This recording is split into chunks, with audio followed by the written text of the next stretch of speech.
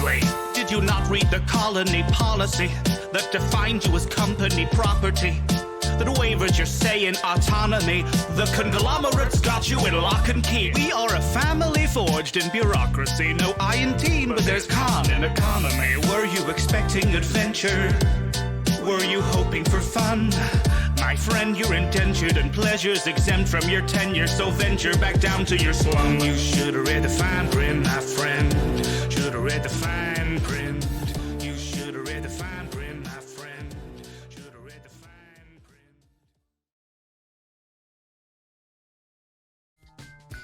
Greetings and salutations. Welcome to Manapod Studios. I'm Karen Rossmore. And this is All That Glitters Explodes. My pronouns are he, him. And we are playing through the Starfinder Adventure Path Fly, Free or Die. Those words in some kind of order. Gonna reintroduce the crew of the Fool's Gold, starting off with Flimsy. Ooh, I'm JStation64, pronouns he, him, playing Flimsy the Dwarf Mechanic, pronouns he, him also. And Flimsy is hoping that the goblins have not made a mess of anything in that engine room. Hi everyone, I am Krifu Bernal. My pronouns are he, him, and I'm playing Yeva, the Sarkeesian witch warper, whose pronouns are she, her.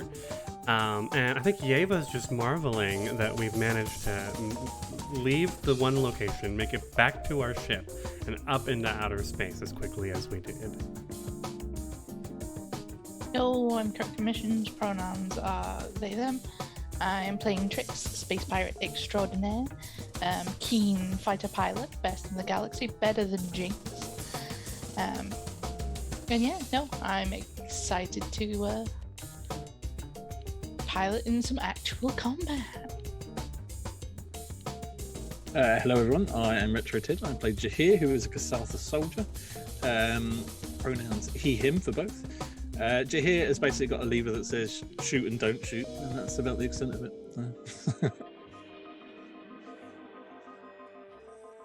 All right. As you might have guessed from the tone of most of the crew, we're actually going to be doing some Starship Combat this week. We're probably going to start it off. We're going to see how it feels and how it goes. Hopefully it'll, at most, we'll take up the first section of this show. We're probably not going to be going too deeply into all of the rules and roles of it all, but we are going to be trying to briefly go over these things.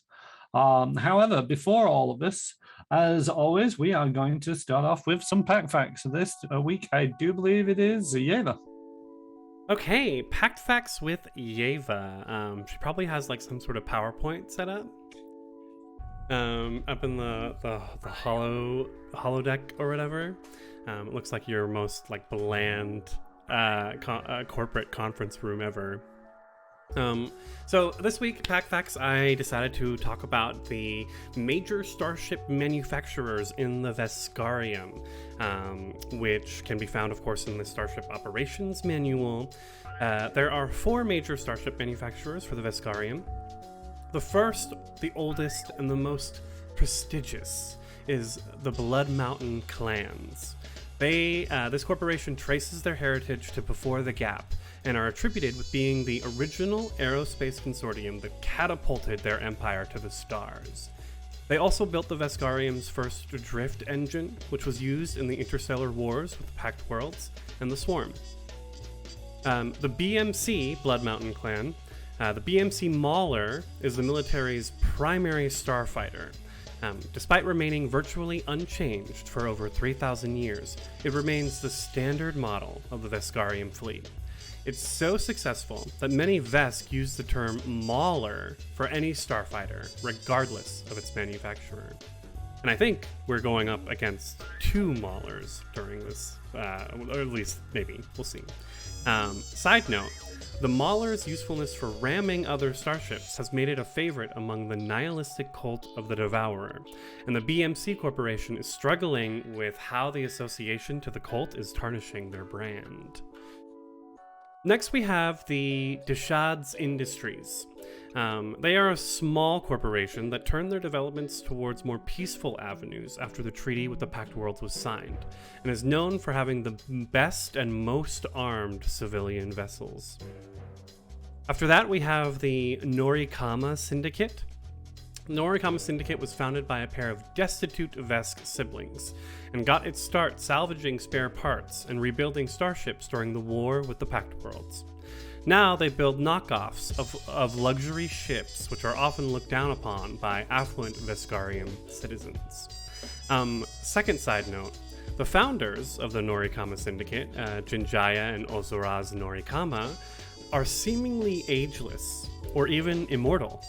They've been teasing a project in the near future that will alter destiny, air quotes, whatever that means.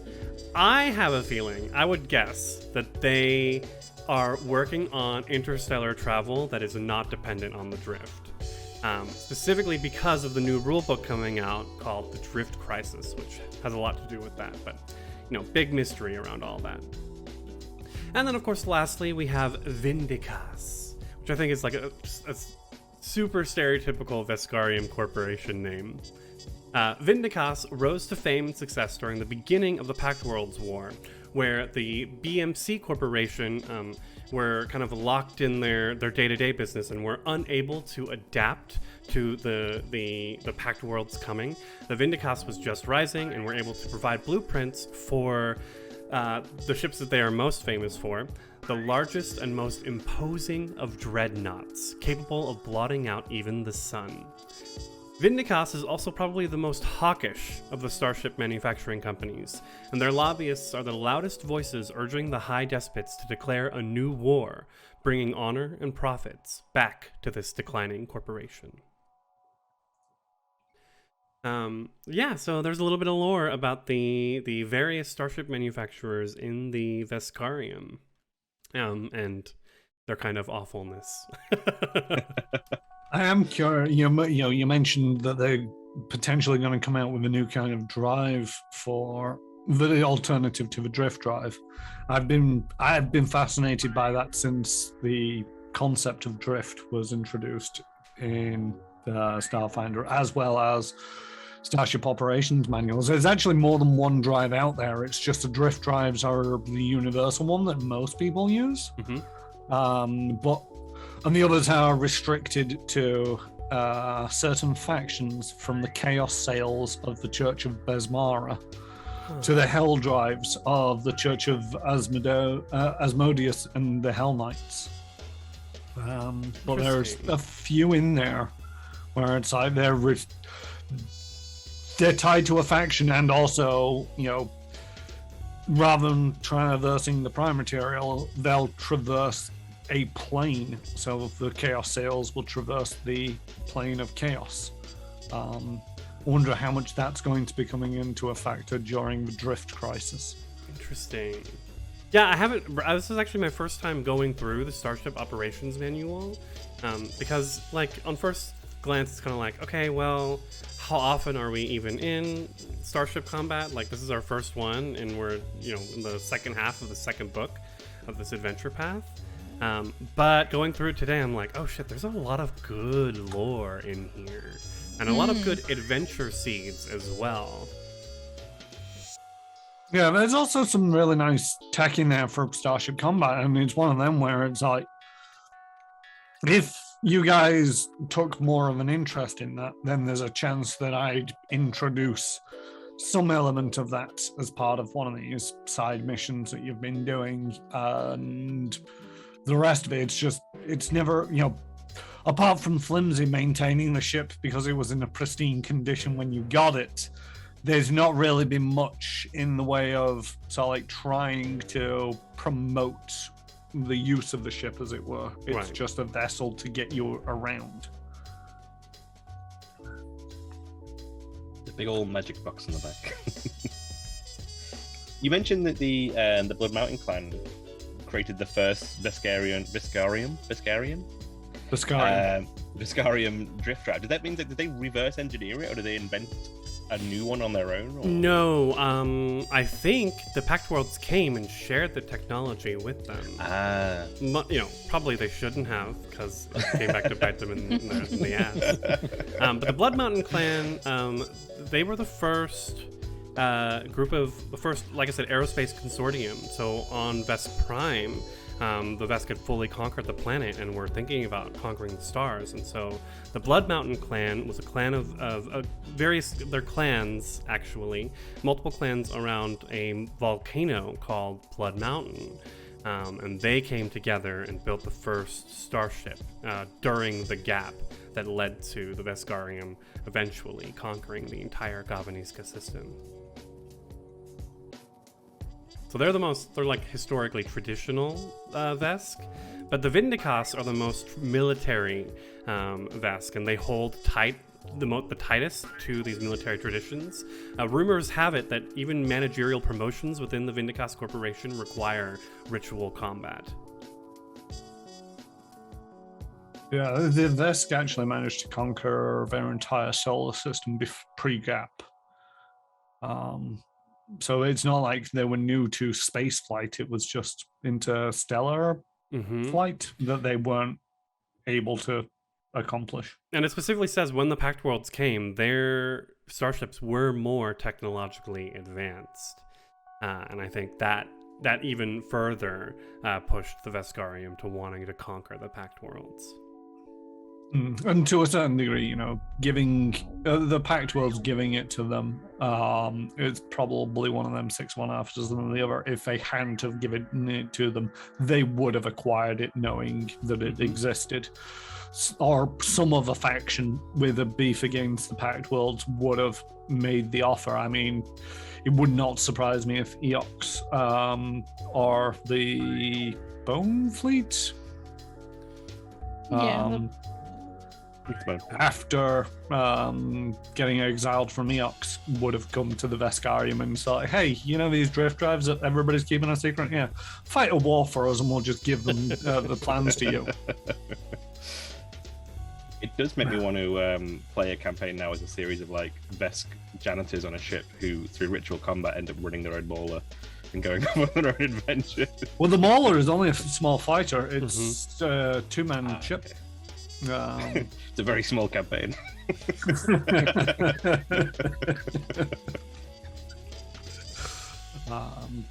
But I do think there's certainly scope for space opera, where it's you're just crew on one of these. The classification is just ridiculous. The super colossal ultranaut, I think it is. Yeah. It's the title of it, and it's just you're just 2 Diddy crew on the ship of thousands of crew. Yeah. There are some Vesk dreadnoughts that are have 10,000 people on board. Minor, small cities, essentially. Well, the Conqueror's Forge is technically a ship. You play the soup repairman, soup machine repairman. Everybody's dead, Dave. Anyway, let's press on a little bit. Can't delay this forever. We are going to recap what happened last session. We started off last session with you guys having poked around at the guy's apartment, waiting for him to arrive. You'd started a chase with Charity Mark 2 and 4. You eventually managed to catch them up. They fumbled a couple of their rolls, and Trix just catches everybody up eventually. And you cornered them, and negotiations were had. You managed to talk them down and say, okay, there's something going on here. But they were being a little bit elusive because of the nature of who they were trying to protect. Ultimately, the Formian, whose name is Jarsk, I think it's Jarsk. Jask. Came back and you accosted them as they were alighting the lucidity and discussed with them. They agreed to take you along with Charity to the place to meet the doctor, who turned out to be both the person that you were after and the person that you thought you were after. And much conversation was had about why they'd wanted to steal these little grubs to try to prevent any further outbreaks of this hellfire toxin. You ultimately decided to agree to let them go and sided with them on, so like, no, this is probably the better course of action.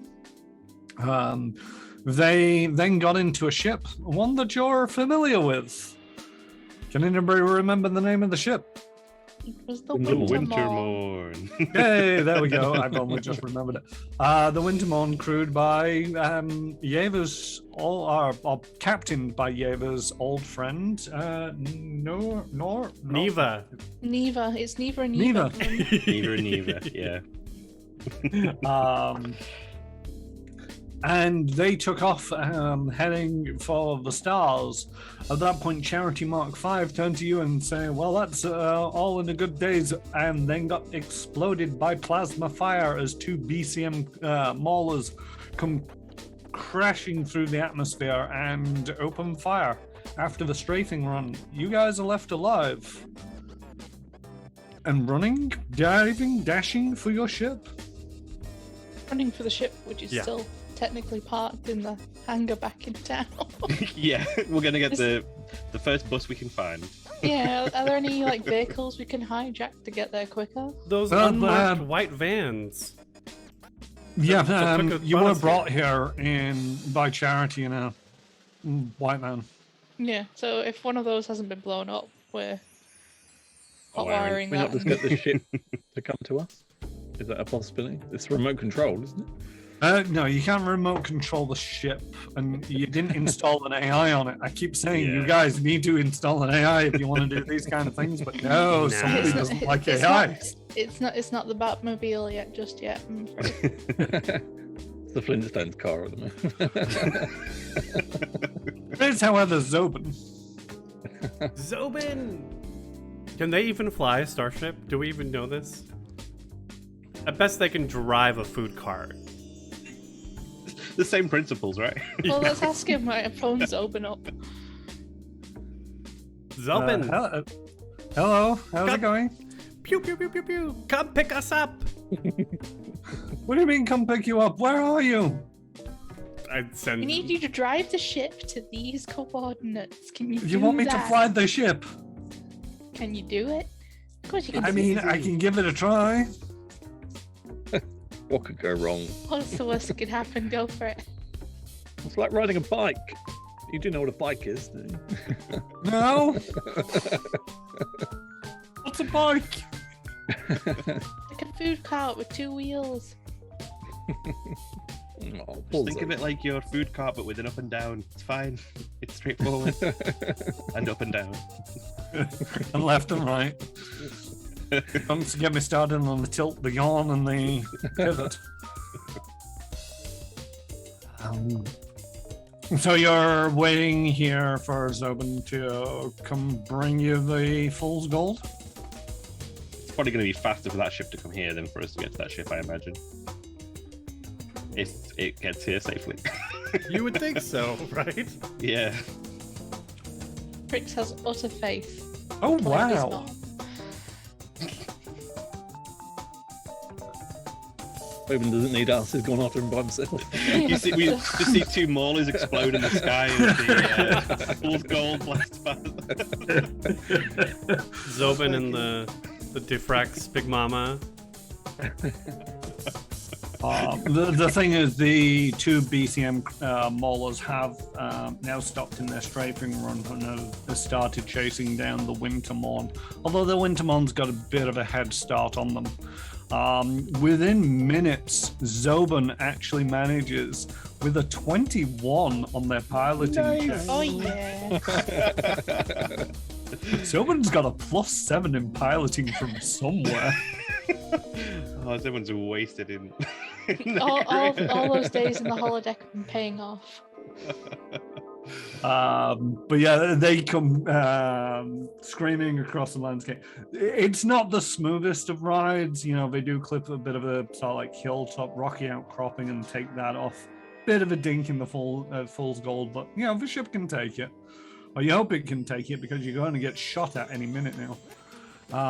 Zoba manages to bring it into land short distance away, and you all scramble aboard the fool's gold. And now you're taking off after the maulers. Yeah, I'm going to give Zobin a hug and then push them gently out the piloting seat as I hop in. If he You adjusted can do it, it, might buddy. change the back. He's moved it forward a bit. Yeah, oh no, the seat. All right. There we go. So yes, within a couple of minutes, you have managed to catch up with the BCM maulers. The Winter Morn is off in the distance, a little ways, and well, it's up to you with what you kind of want to do in all of this. But we are going to be doing Starship Combat now. For those of you who haven't seen or played or done Starship Combat before, Starship Combat happens a little bit differently to traditional combat in the fact that everything happens kind of at the same time, split over the course of a round in phases. First of all comes the role setup. That actually kind of happens before the engineering, and I will be calling it out and just getting confirmations. Everybody chooses their position on board the ship. The 4 basic positions is engineering, pilot, science officer, and gunner. You've also got the support positions of captain, magic officer, and first mate. In our situation, Jahir, what position are you filling? Gunner, I believe. Yeva? Yeva's in the arcane lab, setting herself up as the magic officer. Trix? Pilot extraordinaire. And Flimsy? And he's running to engineering, getting the engine warmed up. And they can declare what their positions that they're going to be manning each round. If they so desire, they can switch out as much as they want. Once the role setup is done, we move into the engineering phase. And at that point, anybody who is in engineering can declare what they are going to be doing, as well as the NPC ships are also going to be doing whatever it is that they're doing in the engineering phase. Flimsy, what are you doing being the ship's engineer this time around? We are in mid-chase, so Flimsy's going to try and boost the engines as much as he can. Push it all into the engines, which is a divert check. So it's an engineering check. We have the thing now, don't we? I can just do that. There we go. Right. And it is a success. Budget tricks, all the power to the engines, which gives a +2 to the movement, I believe. Yep. Good. Because at that same time as the magic officer, who also acts in the engineering phase, Yeva is in the arcane lab. And she's grabbed some crystals and set them up on this like little anti-gravity disc, and it's just like thrown them all into like the hovering space, and has begun like reading them as she's going to try and do some precognition to try and give Trix a bonus to the initiative. And +1 from the Tetranode computer. Everyone, don't forget to use your +1 computer bonus here. Yes. That's a success. Nice. The DCs for these are based on the tier of the ship and the calculation based on the action that the player is going to be taking. It's usually either 10 plus 1.5 times the ship's tier, 15 plus 1.5 times the ship's tier, or 20 plus 1.5 times the ship's tier. They're in a tier 4 ship, so 16, 21, and 26 are their target DCs. But we probably won't be shouting out what the DC is each time, just whether it was a success or not. Now the NPC ships are going to do their engineering stuff. They have done so. And now it is into the next phase. Oh, by the way, the support classes tend to be able to interrupt or assist in any of these phases, and may just jump in like Yavid did before I declare the next phase. I'm not going to play it so strict that it's like, if I've said, oh, it's a helm phase, and then Yavid says, oh, I meant to do something in engineering, that's fine. But in this case, it's important that they do it before the pilot, because the pilots each round are going to roll a piloting check to see who's got the initiative. Right. The magic officer always acts in the engineering phase. Now, is it always the engineering for the magic officer? But I am thinking about switching to captain at some point, so noted. Motion. So, Trix, do you want to make your piloting initiative check? +2. I would love to. With +2, let me just bake that in. The computer as well? Yeah, I've got the computer already baked into my piloting at the moment. 23. Oh, on a 7. I rolled a 7. Jeez. I honestly thought that I might have a chance. So, unlike normal combat, it's actually the lowest initiative that goes first, as they are going to have to give the upper hand to the player with the highest initiative by declaring their moves first. And I remember... Cool positioning, right? If you go last, you get to choose where you want to be at the end of the round. Yeah. You will have to check your ship, because I do not know. Alright, so BCM Mauler 1 is actually going to do a lazy turn and come around to face you guys. Really difficult to tell which way he is forward on these things. If you choose one, we'll follow that. Yeah, it's just difficult to choose one because I've chosen that as a front of it, but it's when spinning it around, it's just awkward. All right. The helm phase is also the point where the ship's science officer would also do things.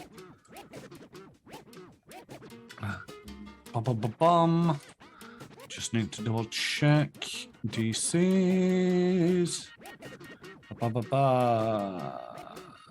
Yes, okie dokie. And then we've got BCM Mauler 2, which for the moment is going to continue in this direction,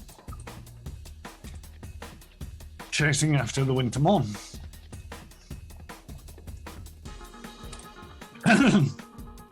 Sorry, I've got something. Right, okay. Now it is a Fool's Gold initiative. What do you do, Trix? Trix would like to move. Unfortunately, I don't seem to have control of the Fool's Gold on the map, sir. That's mildly problematic. I don't know how to give you control of the Fool's Gold on the map. Try that Fool's Gold. Yeah, that one works. Yep, okay, let me just move and spin you around in the right direction. There we go. Cool, we have a movement speed currently of 12. +2 from Flimsy. So is it 10 plus 2 or 12 plus 2? 12 +2, I'm pretty sure. Yeah, speed is 12 and the extra +2, so 14 altogether. Yeah, so that's quadrant T. So 1, 2, 3, 4, 5, 6. Guess who's doing a flyby? Nice. Oh, flyby! So what a flyby does is particularly useful for ships with weapons in particular arcs that aren't the turret. It allows them to fire any weapon from any arc in your ship into any arc of their ship, provided it works, without provoking attack of opportunity. If I fail, they get to shoot us. But then I'm not gonna fail.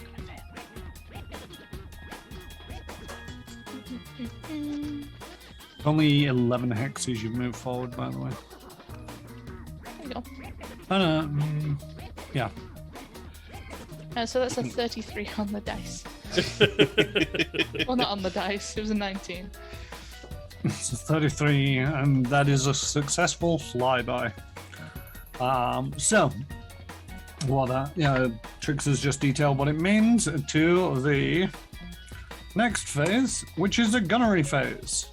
Now, at this point, all ships shoot each other, first of all, and then damage is worked out afterwards. That's how it strictly should be done. I'm not too fussed a little bit about playing this out strictly. So,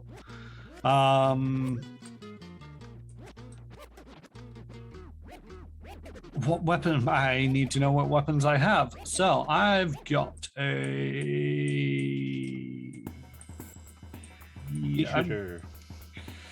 I do have something in my aft arc, so I am going to shoot that at the Vol's Gold. 18 to hit your AC. Yeah, that'll hit. Yeah. Will it? Just. We've got an AC of 17. But is that including the pilot, I'm guessing, as well, yeah? Yeah, you've got my ranks of Automatically, piloting in there. Cool. Wow. I honestly thought that'd be higher. Okay. All right, and that is going to do As well. 11 points of damage to your aft arc. That's probably just going to trim off some of your shields, isn't it? Mm-hmm. All right. BCM Mauler 2, I think, is out of range for doing anything of interest. Yeah, I think that's too far away. All right, and so it's over to the Fool's Gold. Because of the flyby, you can use any of your weapons to shoot any of their arcs. Jahir, Okay. which weapon do you want to use, and which arc are you trying to hit? Just to clarify, arc is basically front, back, left, right kind of thing. Yeah. Firing angle. Yeah. Yep. Right. Although in space we was- try to prefer port and starboard. But if you say left and right, I'll know which one. Yeah. Is there a? I mean, I was going to use a missile because we were further away, but obviously if we've flown past, I could do the chain cannon. So yes, because of the flyby, you can use the chain cannon if you wish. The chain cannon is also in the turrets, so that can shoot from any of your arcs into them, and the hitting arc would usually be dependent on where you are compared to them. Yeah. So, for example, you're behind them, so you would shoot at them, and will take damage into their aft arc. Your front weapon, the high explosive missile launcher, although that's on your front arc, so you can only really shoot it forward, because of the flyby, does allow you to shoot it at the time into any arc of theirs you so desire. Could I go for a missile up the engine bay then? Is that a thing? You can shoot a missile at them if you so desire. In layman's terms. How do I do that? It's the first time I've ever shot a missile in space. So yeah, if you're on your ship tab and you've dropped down the actions, you've got the shoot. Yep. And then over to the right of that, there's the dice button. If you just click on that, Yep. Oh, must select a weapon. So tick the box and then do it. Use an arc as well if it's not got one selected. It won't Where's the arc that's option? It's in the the right of the firing weapon. arc of it. Oh, right, Yeah. okay. Yeah.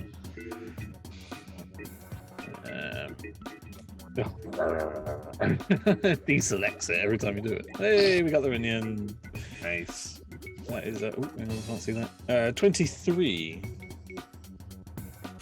23 is definitely going to hit. Okay, so then I roll the damage as usual. Yep. Oof, it's a lot of dice. That is a 23 again. 48. 48, Jesus. Okay, so Nice. because this was a flyby, you get to tell me which side that you hit them on. Do you want the forward, the port, the starboard, or the aft? Well, I was aiming for the engines, so aft. Okay, so the aft shields you can see as this high explosive missile just cascades and ripples around the shields. The shields collapse and just fire and brimstone flow into their engines, and they will take the remaining as damage. And could you roll me a D100? Ooh, very, very nice. Very nice.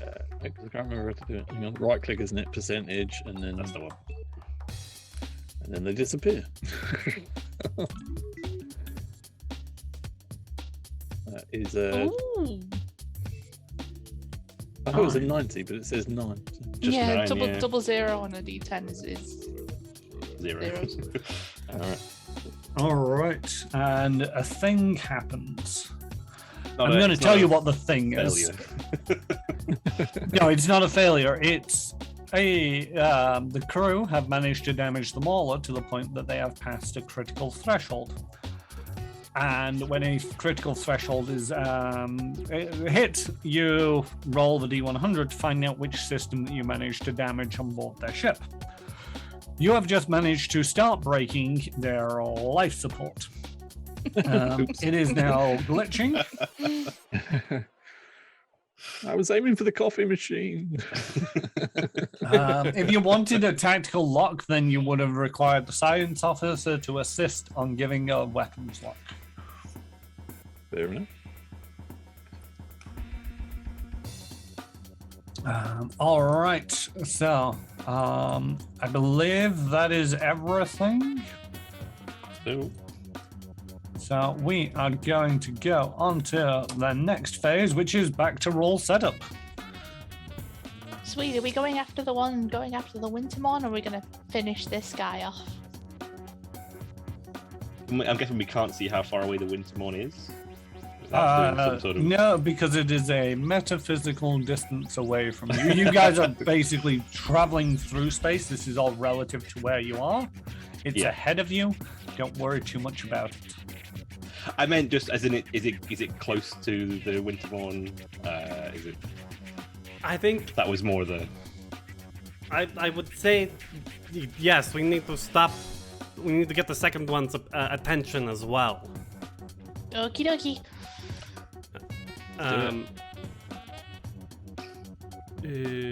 How? Can I measure on this map? Yes, but it's in 5 feet increments. So you just have to do the mental I math. forgot. Okay. So that's 12. Yeah. Ah, got it. Thank you. All right. Engineering phase. Yes. Everybody's staying in their relative positions? Yeah, he's staying down on engineering. All right, engineering officers do engineering things. Fundy sees the blinking red light on the rear shields. If we're going forward, we have to make sure our backsides are covered. And it's going to jump onto a big lever to try and pump some more energy into the shields, which is a divert action.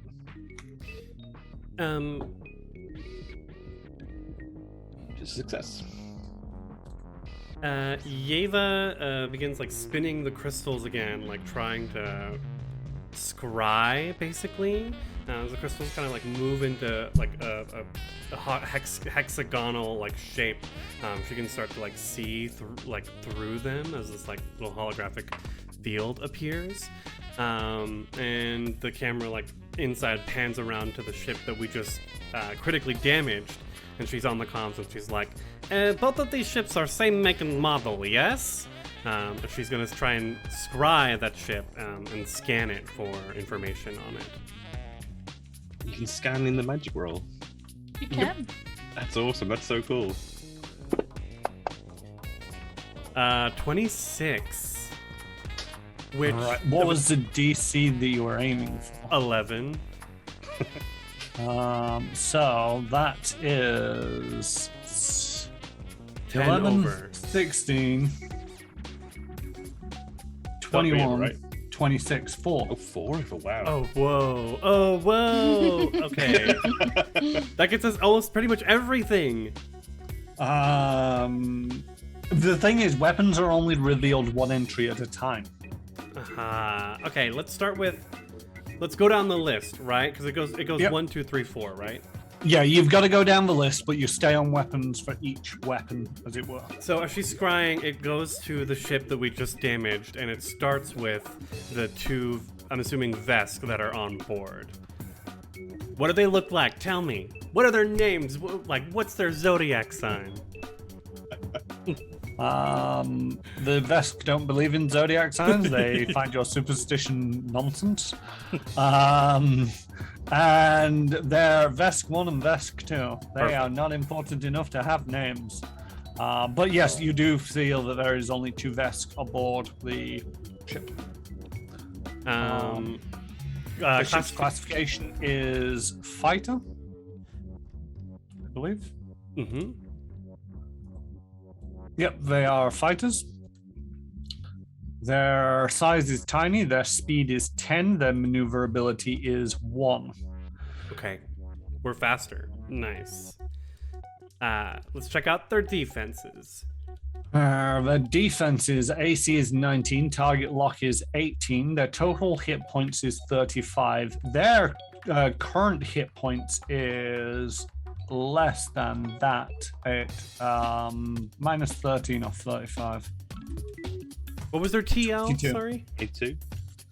18. 18. Got it. Their total shield is 40. Theirs currently is 30 because it's 10 in each quadrant, but their rear aft quadrant has collapsed. Perfect. And their PCU value is a pulse brown 90 PCU. Pulse Brown. Okay. And then I'll take, 2 of their weapons for the last 2. So I'm actually going to give you all of the weapons because I'm supposed to do this by how much these weapons cost in terms of build points, and I can't remember. So I'm just going to give you all 3. Okay, sweet. Because I'm generous like that. You are. You've got first weapon, forward arc, light plasma cannon, dealing 2d12 of damage. Second forward weapon is a tactical nuclear missile launcher, 5d8 damage. And in the aft is a flak thrower for 3d4 damage. So stay out front of it. Instead of just rattling this all off, we have a new computer, so all of this data is like being technomagically downloaded, and she just sends it to all of your computers. Ooh, fancy. So glad we went with the Tetranode. It also makes perfect sense role-playing wise because we all have this little layout there. Readout. Yes, okay, back to switches. Here we go. I guess I would say Thorix, try and stay out of their forward arc, but those nukes could hit us anywhere. Only if it. Right, but we're gonna have a little bit of trouble. Well, maybe we won't have trouble hitting them. Good job, Jahir. I'm not sure what he's done. It's banana button. Yeah. It's not the same as getting the blood of the enemies on your weapons.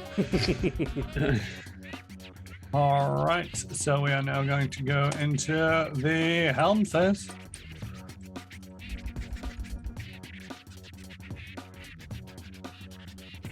Remember, doing small piloting rolls. Ooh. All right, it is going to be like that, is it? So first of we all, have a minus to our piloting, apparently. what? We have a minus to our piloting. You rolled a 14. Yeah, no, my modifier at the moment is a 15, but in the modifiers of the ship, it looks like piloting's got a -1 for some reason. Oh, I think that's because of your speed. Ah. Well, that's fine. But don't forget, you get a +1 because of the computers. Yes, so that roll is right, 24. Is that right? Yeah. I'm a +14 normally, plus Oh, 15 right, with yep. the computer, so. Okay, right. So this guy is going to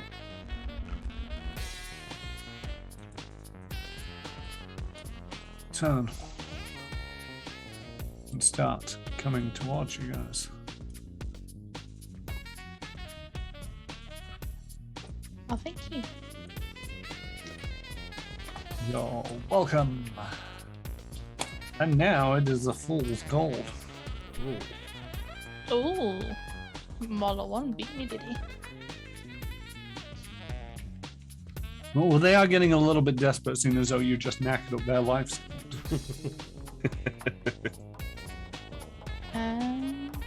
Yeah, let us go 10 that away and do another flyby. All right. Don't forget your base speed is 12. I Yeah. believe. So I can turn when I'm in that position. Yes. Nice. So you're going to turn back to face him? No, that would be a flip and burn. I want to go that way if I can. There we go. All right. How Are you close? also doing anything else? That's I'm rolling. Oh, my flyby. Oh yeah, you fly by. That's the As thing. I play that you need chicken to with do. the ship. How close does it get, Trix, from skipping by these? Oh, very close. But we'll see. Oh, I fail.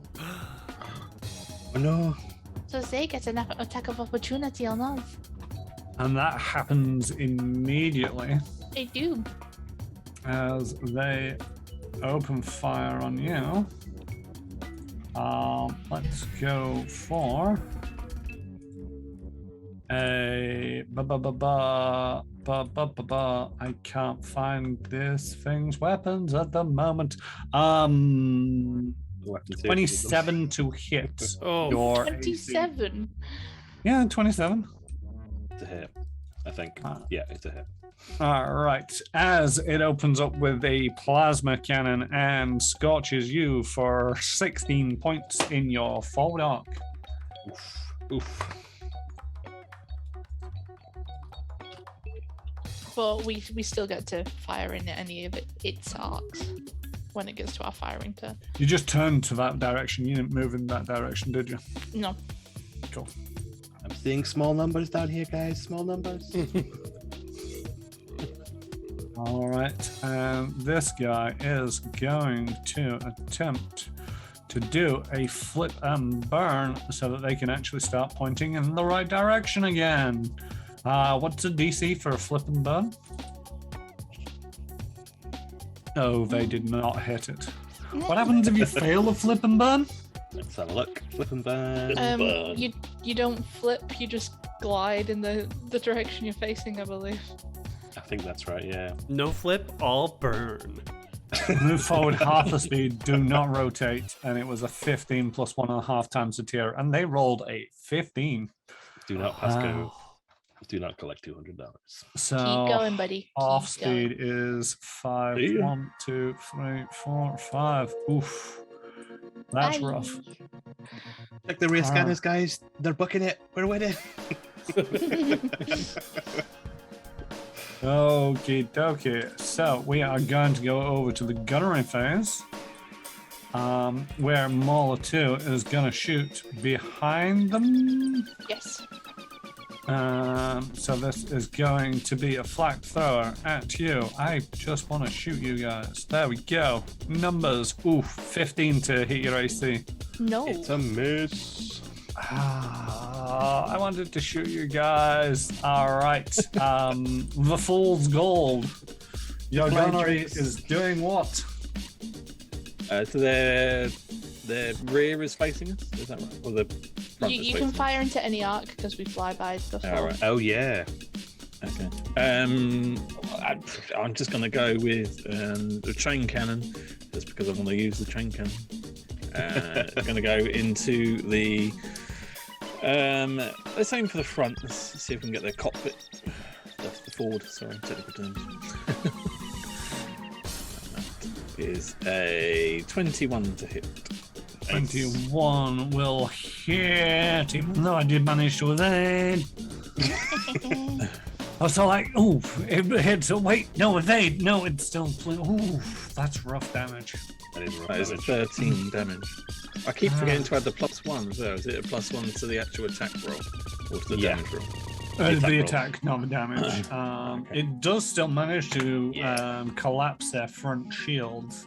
Fall through the shields. I've done it. I'm doing this all arse over tip backwards. I keep updating the wrong bleeding ship. Now I made it despair. It's got cloaking. The analogies to the Klingon is complete. This one has 0. This one has 10, and then it took 3 damage out of its hull. I don't mind telling you guys this because we know everything. Yep. One of you guys is probably scribbling down what damage you're doing anyway. I just need to break the ship correctly. Okay, there we go. Right, and now it is over to the BCM Mauler number 1 that is going to fire a tactical nuclear missile. Can you shoot at the missiles if they're incoming? You can if you've got a weapon that can do that. The flak thrower is one. I don't think the chain cannon is one. All right. Lasers and stuff can do that, I think.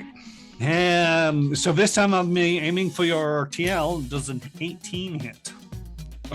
It does. All right. Just. Is that with the distance penalty as well, though? The distance penalty doesn't work with missiles. So what happens? But the missiles have. Oh, sorry. So what happens with the missiles is they've got a speed. It has a speed of 10. So the missile is going to be fired. And then it is going to move 10 squares towards you. 1, 2, 3, 4, 5, 6, 7, 8, 9, 10. Next round, in gunnery, I need to make another targeting lock check. If I fail, then the missile goes off into the vast. If I succeed, it moves another 10 squares towards you.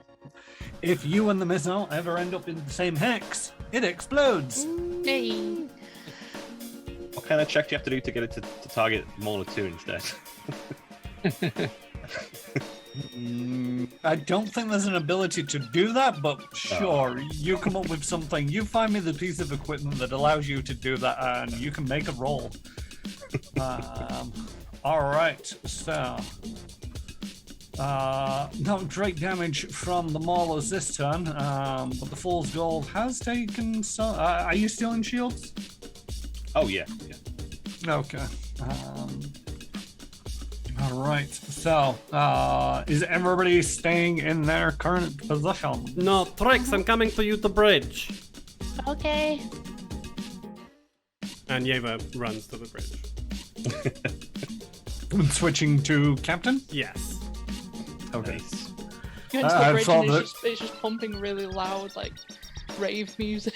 And she's like, "Oh hell yeah!"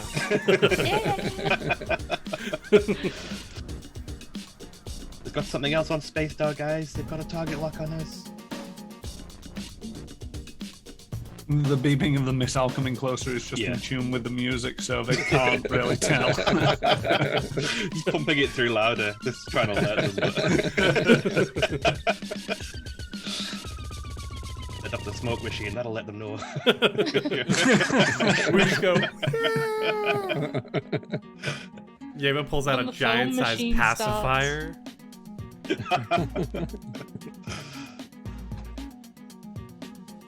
All right, engineers, do engineering things. You see Flimsy with like an overhead display of like all the different stats from the shield. He's trying to like pull energy from different places in I've forgotten that film with Tom Cruise where he has the magic gloves to move things, but trying to move power into the forward shields with another divert action. So, yeah. Is it Mission Impossible? Minority Report. There we go. It's a success as we bolster our forward shield a bit more. If you can let them hit us on the side, I mean, don't let them hit us, but try and get them to hit us on the side.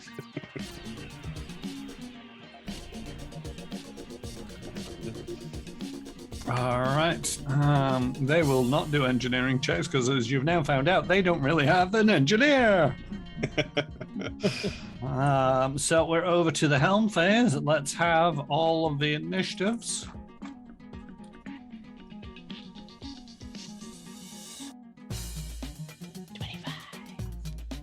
19 and 24. All right. So we've got these guys. They are, after they tried to do the flip and burn, and it did not go so well, they are going to turn around in the slow fashion. And start moving back towards you guys.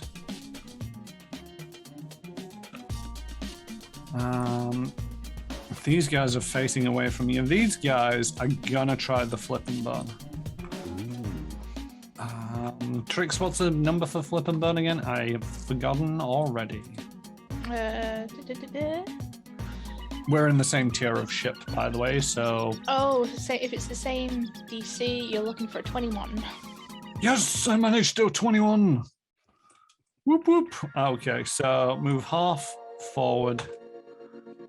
And then I get to turn around.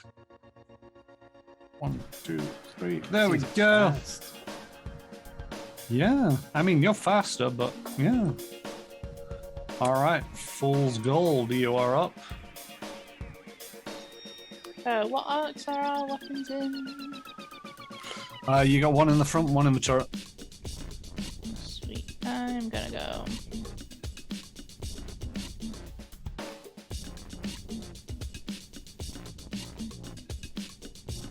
Two, 3, 4, 5, 6, 7, 8, 9, 10, 11, 12.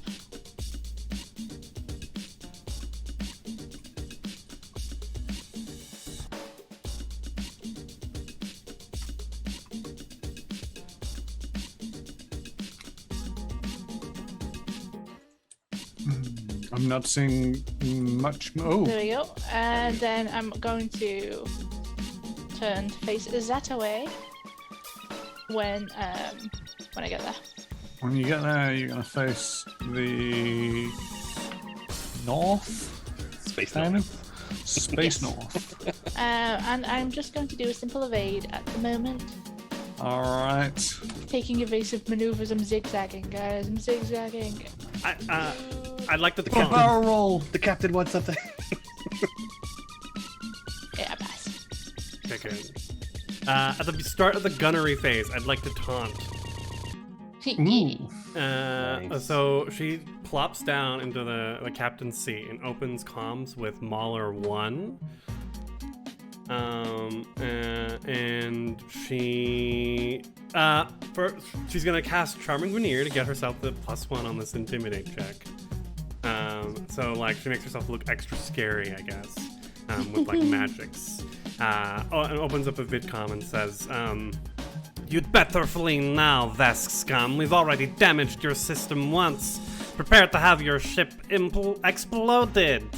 And she's gonna get a +2 on this DC 21 Intimidate check. Yeah, that's a 26. Nice. And what does that do to me? So those two vests will take a -2 to their checks for the next 4 rounds. Ooh. -2. So, okay, BCM Model 1 is -2 for 4 rounds. Okay. And I do believe that's the captaincy done. Yep. I just want that Alright. affect that missile from hitting us.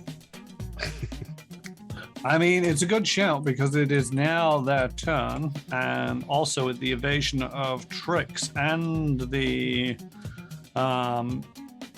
damaging effect of their morale it is crushed. They are gonna try to hit. So it's a 20 to targeting lock. That'll still hit. Ooh. Damn. You're not messing around with cowards, huh? All right. So directus line, I do believe is right. You've only made them angrier. 2, 3, 4, 5, 6, 7, 8, 9, 10. Ooh. Getting there. Trix is aware. Yikes. All right, and then what are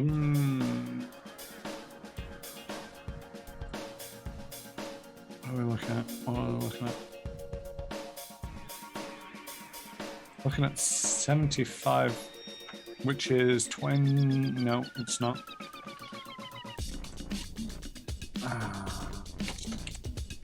15 hexes away. I don't think I've got anything, and I don't really want to be launching a missile at you at this time because they still feel like they've got the upper hand. So they're not going to do anything, and I think these guys are going to fire a missile off at you. Because, well, when you've got 10 nukes between you, it's wasteful not to throw them. So let's... 10 nukes. Well, yeah, there's 5 in each. It's the way that this works. 27 to hit the targeting lock. God damn it. Yeah. Okay, so... It's called they call the guns the overcompensators. Look, there's a reason the BMC Maulers haven't been changed in 300 years. They used to only carry 1. Now they carry 5 each. 8, 9, 10. Each model number is just the extra version of the extra nuke you can carry. All right, so that is them done. Fool's Gold, you are up. Fire point defense lasers. Firefight cannons. You don't have Can I- either of those things. It's spin on We around, I can't think, shoot isn't it? these at all. You cannot. Not with they're moving too fast for you to be able to get a decent enough lock on them. Right. Okay. I'll just go for the BMC Mauler. This is rangefinder open action. Is that something I can do, or is it not? I don't know. Select one crew member filling the gunner. Oh no, so not rangefinder. Quick rescan. Does that take up a whole action? Yes, that would allow you to do a computer's check to rescan them, but it is your action. It is something that anybody in any position can do without having to change positions. Right, okay. I'm just going to go for the BMC Mauler number 2. Which arc's facing us?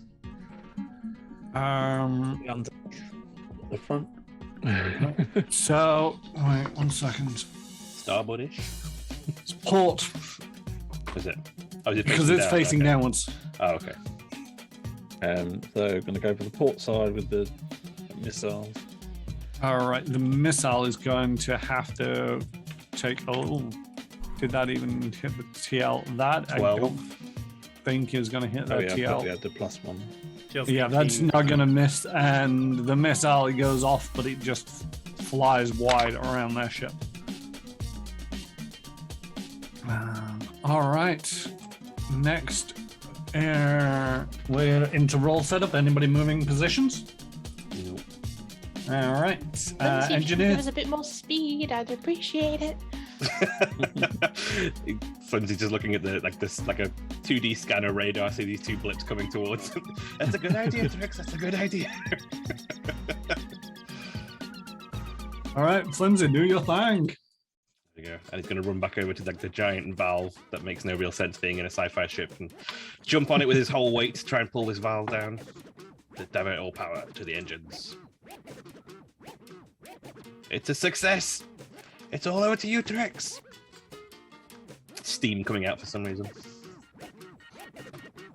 Right, and we are going to go into the helm phase. Everybody roll initiatives. 33. Nice. 33. Okay, so 1, 2, 3, 4, 5, 6, 7, 8, 9, 10. And we're going to go in this direction. And next up is these guys. Although these guys should have actually gone first, but who cares? 1, 2, 3, 4, 5, turn. It's gonna go there. Do-do-do-do-do-do-do. Ooh. Ah! He drove into its own missile. Flies faster than its own missile as well. It flies as fast as its own missile. Didn't we just fire that? I forgot to switch it on. He's trying to catch up. All right, it's over to the fool's gold.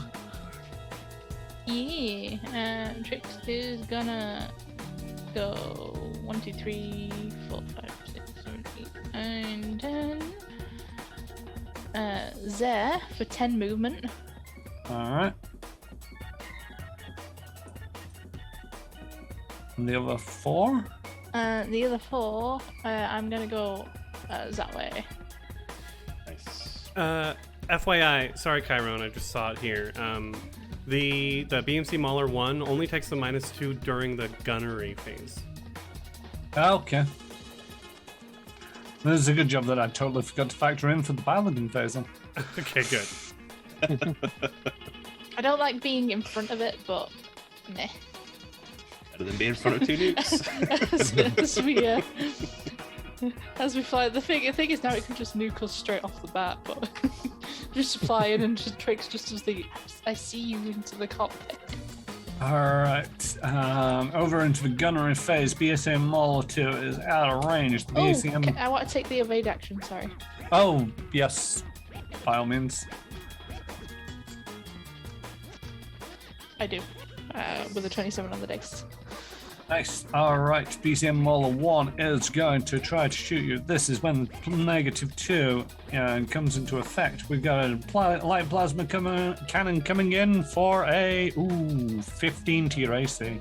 No. It's a miss. The plasma fire just lights up, and it's the smoke inside the pilot's cockpit kind of thing, where it just glows with green as it whizzes past your front screen.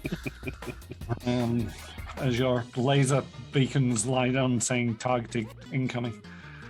Fool's Gold, you are up. Jahir, Trix has lined it up perfectly. You've got this, buddy. And she's gonna use the encourage action to try and give Jahir a... Oh, and this time she'll use Charming Veneer to make herself look pleasant and inspiring. To give You herself be doing the thing where you like frown and smile. Exactly. Exactly. between rounds. DC 19. Easy, 31. So Jahir, grab a +2 on this. It's +3, including the computers. Yep. Can I do the fire at will so I can shoot a missile transit chain cannon? Is that a thing? Yes, that is a valid option. Are we So gonna be how do right I go up about for that? it? But it The says missile can turn, and the chain cannon Regardless is of the arm. turret. Yeah. Nice. Is it do I a have to plus do it 3 to twice? both of these? It's a base +2, +3 for each shot. So yeah, it's a. You'll get a +3 for both of these. Sweet. Okay. Almost. So I against just the- do one, then do the other. Yeah? Yes. Okay. So this is a chain cannon. 11, Unfortunately, goes wide. and then the missile. High explosive, not nuclear. Is 16. 16, unfortunately, also misses their TL, I'm afraid. Ooh. The thing is, you would have missed on the first roll anyway, even if it wasn't for the fire at will, so. It's worth a chance, but unfortunately, it's a double miss, I'm afraid, from the Fool's Gold. Oh, missiles. They need to do things, don't they? They do. I nearly forgot about those. Rightio. So, When did they BCM run out Mauler. of fuel, by the way? They don't. They either hit you or you manage to get far enough away that I declare that they just explode. Rightio. So this is a -2, heading for your TL on a 20. Yeah. The hits. Right, can And anybody these remember missiles. whose missile is which? Is the North Missile BCM 1? I think it is, isn't Yeah, I it? think so. Yeah. Yeah. Okay. Yeah. So, right.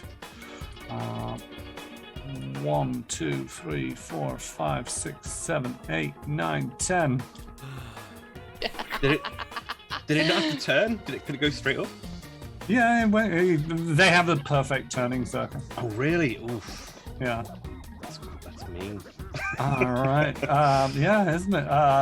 Okay, BCM Mauler 2 is going to also try and hit your targeting lock. It manages it with another 20. So this is just going to move 1, 2, 3, You keep 4, beating it 5, by 6, one. 7, 8, 9, 10.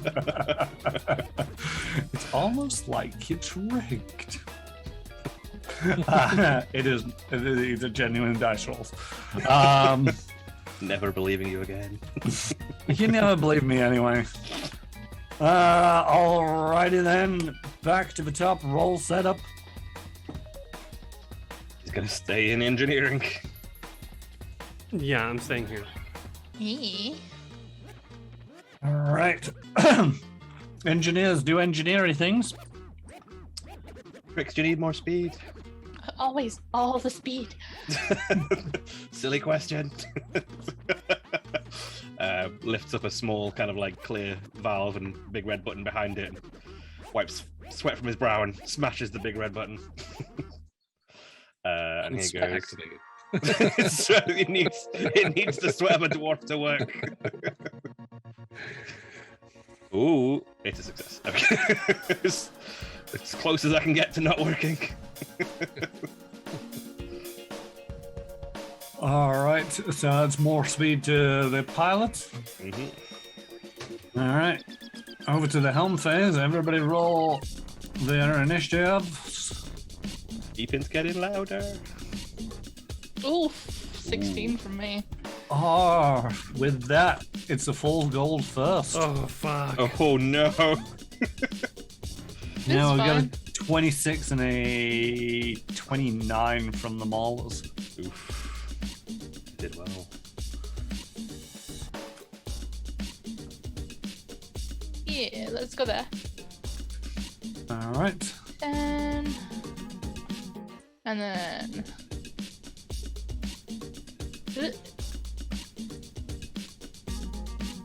There we go.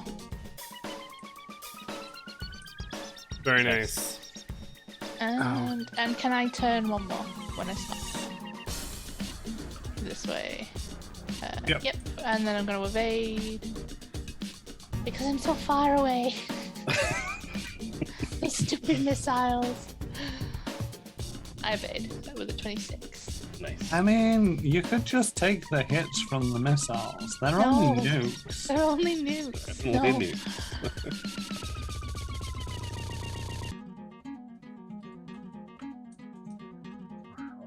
BCM Mauler 2 has moved, and BCM Mauler. Oh, I should really keep on evading, but I keep forgetting that that's a thing that I can do.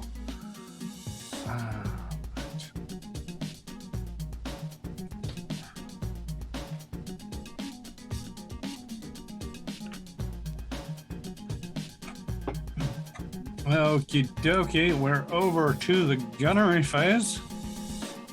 So, David, you've not acted yet this round. No, I was gonna yeah, I'm gonna give another encourage to Jahir, and she just Jahir, are you in the bridge? Where are the weapons on the Fool's Gold? There's an actual turret on the map, isn't there? yeah, right at the top. The thing is, all of these positions can be fulfilled, including engineering, from the bridge. No, they can't. It's not as much fun. I don't think that's true. She hops on comms. You're wherever you want to be. Recasting Charming Veneer, and she's like watching the battlefield, and she says, Jahir, not trying not to push you too much, but that first baller is right on our tail. And she's gonna roll diplomacy. That's a 20, so grab a +2 to here on your next shot. Just 3 altogether. Right. I'm gonna go. He's just gonna get a bit cross that he keeps missing, and he's just gonna sort of spray and pray with a chain cannon into the. Is it the aft of that one? No, well, you'll be firing from there. Well, no, it'll be the forward arc. Yeah. Forward up. Wait, is it? Ish. Or port. On me, it looks like it's forward. facing the other way. Yeah, it is supposed to be. It's actually in the port arc. So port, yeah. Yeah, port, Okay.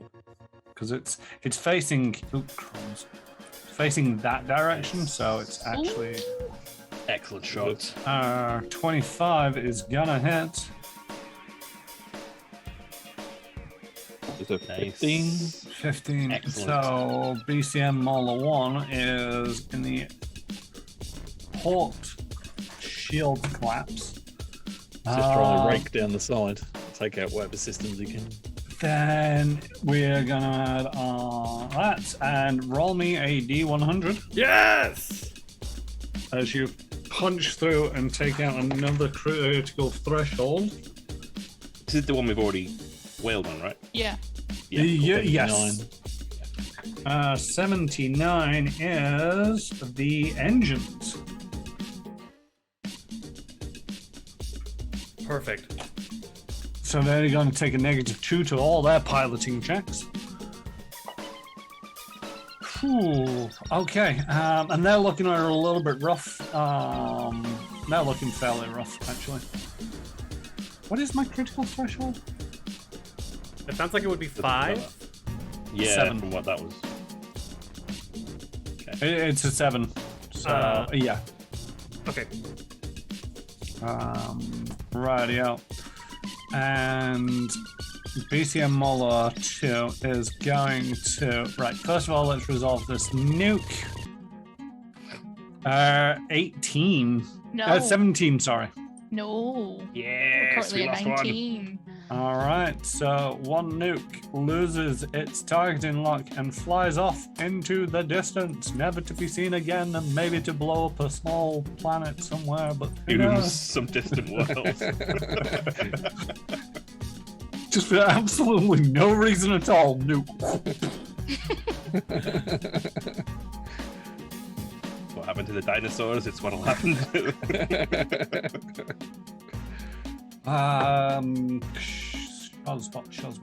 Shazbot. Light. Nope, light. Plasma cannon has a range of shot. You're not in range. God dang it. Rightio, so this one, it's been 1 week. So we're gonna go with this to see if a nuke can hit you. Oh my word! 2 5s in a row. That's a 15. Yes. That nuke goes off into the ether. You shuck 'em, Tricks. Switch, they just fire new ones. Yeah, just shake 8 more. Yeah, I think I'm actually gonna do that. We're just gonna fire a nuke right now, because you're actually not in any of my arcs. I probably didn't plan that very well, but this is this is the Probably one gonna hit with the -2. Ooh, 28 to hit. Yep. Every to hit is huge. The tracking gets lower and lower, but the to hits are huge. Well, this is a tracking one. I mean, it's a TL to 28. But yeah, and it just flies out within the same round, smashes into you for a grand total of 28 points of damage. Coming in to your port side. How'd you like those apples? Ooh. You can't blame me for that one. Flimsy just flung to the starboard side of the engineer. The detonation rips through. Did I even get through your shields? Did. 20, what was it, sorry? 28. 28, yeah. Did I hit a critical threshold? No. All right. Got hull damage.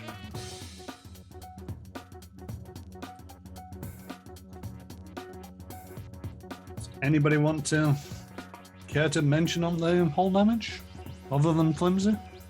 Does anybody care? What side? What of our what? Port side.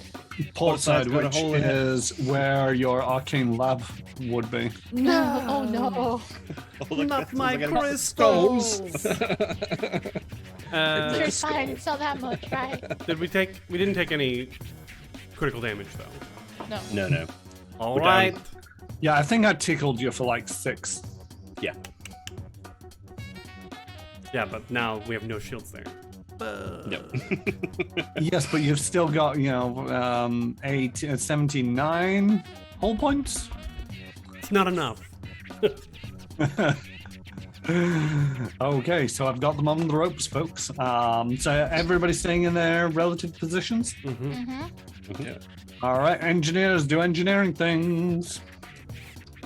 I'm gonna need to patch up this hole as quick as I can. I'm gonna try and divert to the shields, get those shields back up and running again, as much as possible.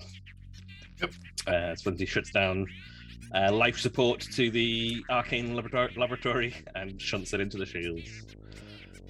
I hope nothing's breathing in there either. Eva doesn't breathe in there. That's true. Another. Ooh, Just you're skirting trying to fail that one right now.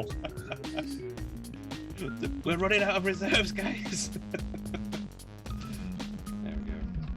No more sweat Got- put on the bottom. Flickering orange shimmer of a shield remaining on the port side. So it's 5% of your total PCU. So how many shields are you restoring each divert? 6. 6. When you put that all into the port, I guess. Yep.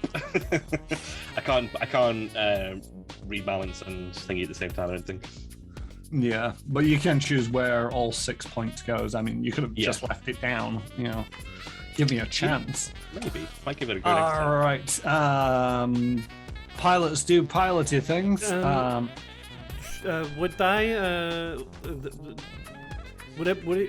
Should I keep aiding Jahir, or Trix, would you like a little help also? I think you're good. I think I'm good. Okay. You keep giving Jahir all the kudos.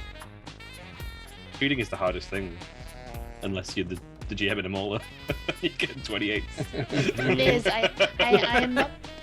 I am the most kick-ass driver, but I am not the smoothest. I don't envy him trying to aim at these ships. Absolutely. All right. Give me our initiative roll. 23 and a 26 over here, 17. and a 17. Oof. The Fool's Gold going first yet again. Yeah. Let's see. 1, 2, 3, 4, 5, 6. Yeah.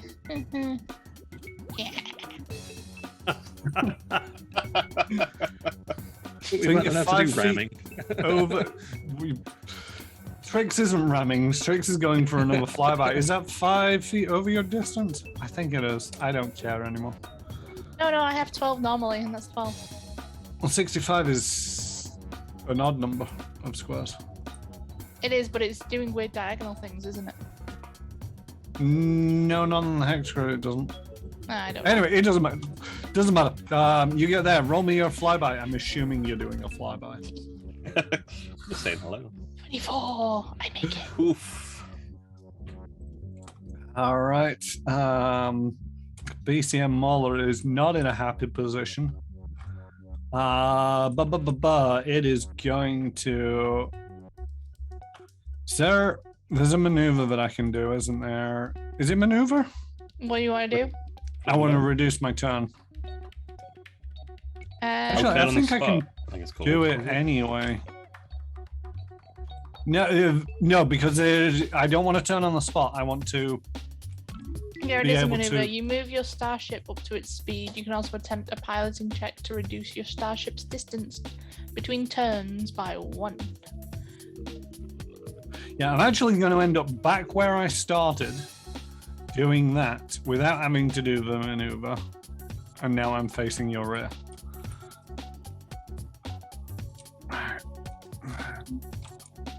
This, and then turn, and then there we go. It's the disadvantage of going first. They're now both bearing down on you. Is this the end of the Fool's Gold? We shall have to find out in the Gunnery Phase. Radio. So, I'm actually going to try and taunt the second Mauler.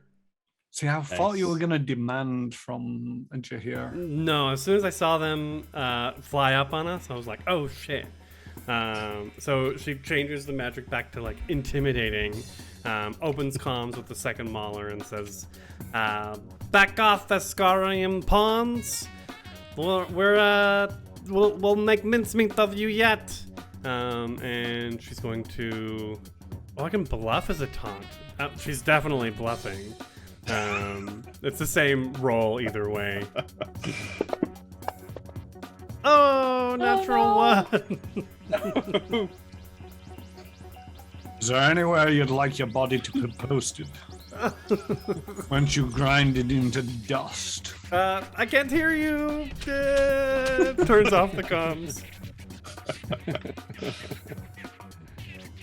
Okay, so that's a -2 for nothing. There we go. All right. So yeah, Jahir, you've got 1 free shot in any arc on the BCM Mauler 1. Did we mull that recently?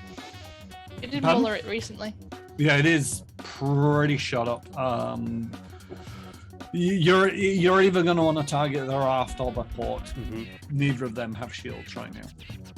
I'm gonna go with the aft again. Try and just take that engine out. See if we can get a chain reaction. Take it out. I'm going to take advantage of any arc and use the missile launcher.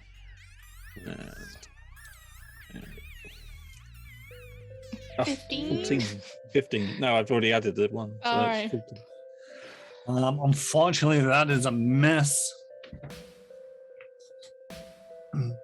Those missiles are cheap, Jahir. I think they might be. They've all been defective Yeah, I think so they're far. That's my bad, sorry.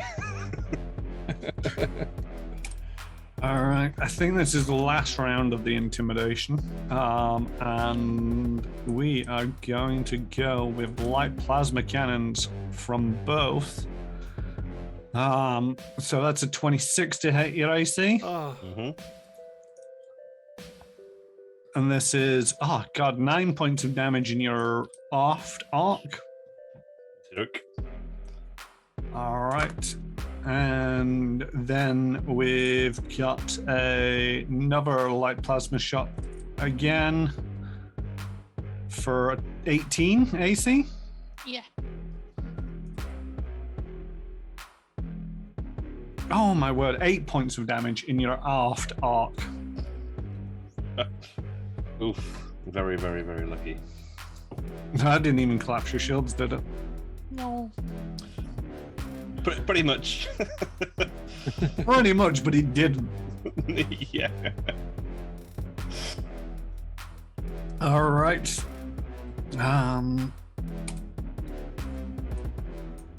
And you get a message opening up the comms. Who is it? It's the BCM Maulers. Oh shit. Yo, you having fun? We see that you're more maneuverable than we had anticipated. Mm-hmm. Shall we cease these hostilities here and go our separate ways? Yeah, if you're gonna go toddle off and leave the that other ship alone. We have recently received information that the Wintermorn has gone into the drift, and we're not authorized to follow. Inside. Make me an insight check. I'll sense motive. 20. They're not authorized to follow, but they're not acting like they're concerned about this. Maybe there's another plan in motion. But they're not gonna actively follow. But they're being genuine, they're not going to actively follow. Yeah. That's sweet. You guys get to walk free. This has been an interesting fight. Thanks for the practice. Yeah, The thanks. Maratosh would be proud. Yeah. Go with honor. Mainly the go part. And with that, their engines light up and they go off in the opposite direction that you do. Bye. My missiles. I mean, you can do. They wouldn't hit anyway. Stupid Power to missiles. engines. We'll go catch the ones we fired. So this is why they didn't hit. Flimsy just keeps on recycling the missiles. Look at the display models. They were cheap, come on. They also weren't live round. Comms pings again. Who is it this time? And survivors. You see an image of Neva pop up. Nice. Before you're out of comm range, thank you for that. Wasn't quite sure how we would have held up. With Vesk can be somewhat ruthless. I owe you one. You'll have to buy the first round, Neva, when we finally meet for that drink. He winks. Yes. I just gotta get this passenger off somewhere safe. I tell you all about it, but, hush, hush. Don't want you knowing too much about where they get to. Secrets. Well, that is something we very much would like to know, actually. I mean, we're all allies now. We'd like to maintain communications with Stoneheart. Stoneheart? Yeah. They've got your details when they're comfortable. The thing is, it's all like, just still doing you were on a job for the Vascarium? You still need to go report that back in. We'll decide what we need to do, Neva. But thanks for the advice. I mean, if you want to remain, if you don't, then the Vascarium will black mark you and you won't be able to trade there. At the end of the day, if still a paycheck. How the Vascarium works, Neva. Jeez. Well, What do you know about the Vesk? Shut us. You make a good point. We'll have to talk about it amongst us as crew.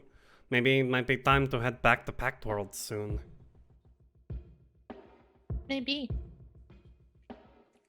I also hear Toriko was looking for you in the Vascarium, so that might be another reason to go back.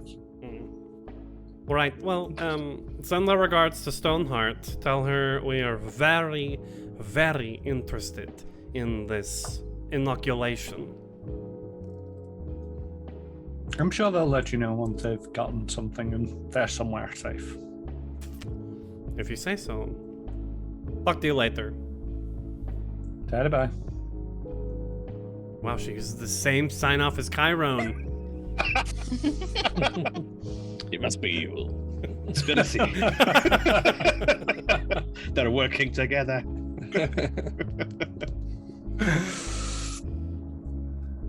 I do need to get more sign-offs. What about Ratibai, considering they're Yusuke? No. So yeah, what is the crew of the Fool's Gold doing?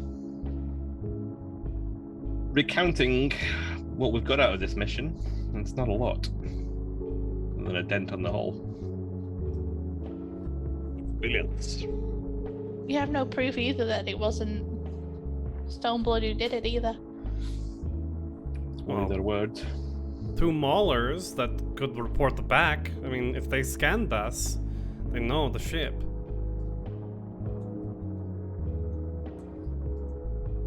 Maybe we could tell Captain Fireheart what we know and see if there's any other leads that they might have some idea about this adamant scale. Is that what it was called? I don't feel confident about returning empty-handed, pointing fingers at their own organization, at the Empire itself. I'd rather lie and say we never found Stoneheart. Sorry, keep the ship shares. With that, if it comes out though, wouldn't that implicate us as working with them? Which I know we want to do, but it might make us an enemy of the Vascarium, which is not something I'm particularly eager to add another system to our must-avoid list. Well, I don't think we've added an entire system to our enemy list yet. Hey, maybe we break some records. Yeah.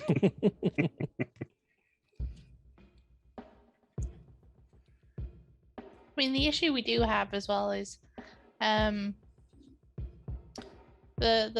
firelight bugs did still get stolen, and we're not returning them.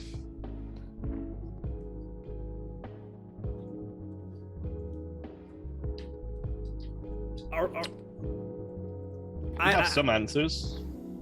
We know that they're with Stoneblood, and we know that Stoneblood isn't going to do anything with them, or at least we hope so. And we know that there's this other force out there, which adds up with the footage we saw of the factory. It's some level of evidence there. Right, and we know that the captain is a Vesk of the people. Perhaps he might be persuaded to understand the risk that the adamant scale presents,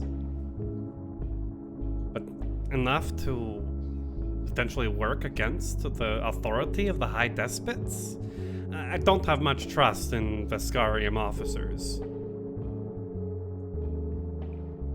No. But it's that or run, I suppose. Could do both. Could we Really be feel him running. out? Could we send him a message before we get there and sort of feel him out, how he's disposed towards us? Stay out of their grasp, but deliver the message anyway. From I mean, orbit, we perhaps. we could lie. We could say while we were tracking down Stoneblood that 2 of those ships just came out of nowhere and attacked us.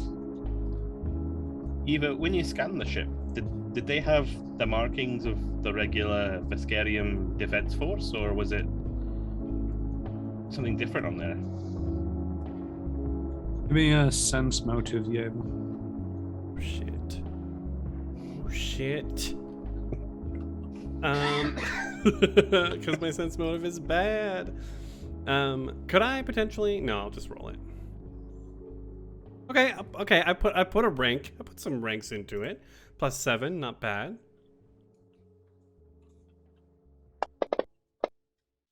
There we go. 24. Nice. They did not seem to be Vascarium military or any Vascarium military that you've dealt with. Now that you say it, Flimsy, the mystical sensations I was picking up while scrying their ships, there was something very subtle, very unofficial about those maulers. I think with the 24, I'll also give you, they are more akin to subterfuge than direct combat. That we walked away with 6 points of hull damage rather than having to scrape our way through the hulls. Possible they belong themselves to Adamant Scale. I mean, it would make sense. Why would Captain Fireheart? Okay, I see what I was mixing the two names. Why would Captain Fireheart send more Vascarium ships out here to Gascar 3, and when he specifically sent us to keep low profile? He'd know if he's assigned to this case, whether or not, if he didn't send 2 maulers and they didn't seem like military ships. It seems to support our argument, at least, that there's something bigger going on here. Are we all on the bridge now? Did you hear Flimsy come join us here? Yeah, probably would have I assume so, yeah. patted down engineering, turned off all the steam valves and come on. I mean, you can be having this conversation over internal comm if you also desire. It's more dramatic altogether on the bridge, though. It's a really nice bridge as well. It's like a gold line bridge, isn't it? Well, and I like the image of Yeva still sitting in the captain's seat. And she definitely likes the image too. Okay, I'm convinced. We talked to Fireheart. Or lie. I like lying too. sorry, I mean- it's just the way you put that. Then it's like, or lie. I like lying. I like lying. It could work. It might be better, but Flimsy's soft heart always persuades me.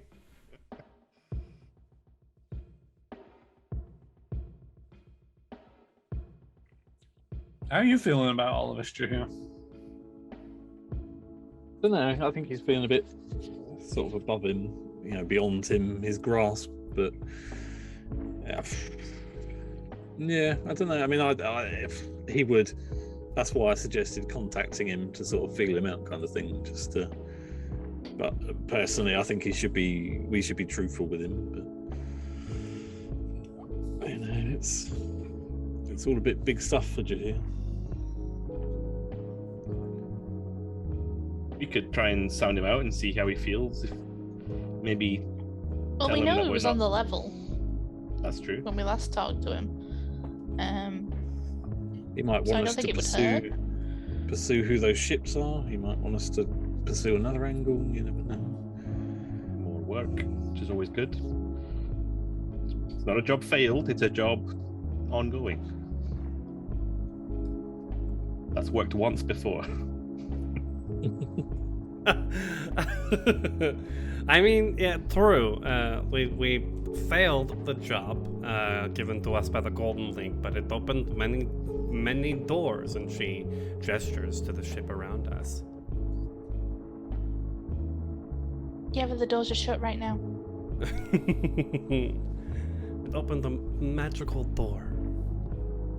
Don't open the door to your Yeah. arcane lab, by the way. Just as a heads up. What? I can't think about that. So do we want to patch up before we go, or do we want to go and then patch up? When you've got a few days in drift. Because you're Never know what's outside gonna of the Vascarium, you're in a different system, the Gavis. Want to say Gaviscon? Gascar. Wisconsin. Wait, do they have Gaviscon in the UK? Yeah. Oh, okay, I'll keep that in mind, because cannot find that here, and me and my mom love that stuff. You do realize it's supposed to be medical, right? You're Yeah. not supposed to drink this stuff. My mom has a doctorate in nursing. I trust her. Okay. We're going to become drug runners for Creefu. Not where I thought this stream would end up. But yeah, you're in Gavaskar. Just going to take you. I mean, you're going back to the Vascarium to report in one way or another. Yeah. So roll me your 3d6 tricks. Yeah. Even if we call from orbit. Like the cowards we are. Yeah. 12. Yeah, you got 6 days in the drift. Oof. I'm intentionally going slow just so we can get our story straight. Do a whole bunch Also, of just be coordinating. glad that you've got that boosted drive. Because Oh, otherwise, yeah. that would be 12. Yeah.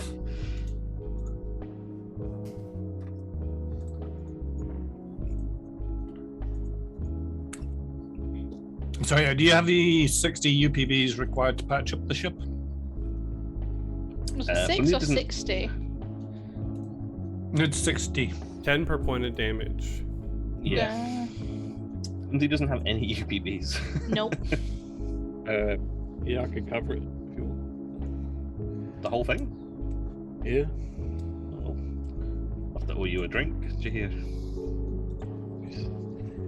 We all work together, and you know, it's our ship, isn't it? How did you enjoy firing these big, massive guns for the first time? Oh, that was awesome. Although I don't know, I did wonder, could I just stand out the back and just shoot the rail cannon out the back? That is that a thing? Or I could stand on the roof, I suppose. I'll see if I can mount an external seat to the turret, maybe, and then you can sit out there on the turret. The thing is, there is a slight difference in scale, Jahir, to the projectile weapons that you shoot and the chain cannon that you shot. You know, the bullets on that thing are as big as some of the pistols you've held. Are you shattering Jahir's dreams of slowly leaping at a ship, sword in hand, and cleaving it in half?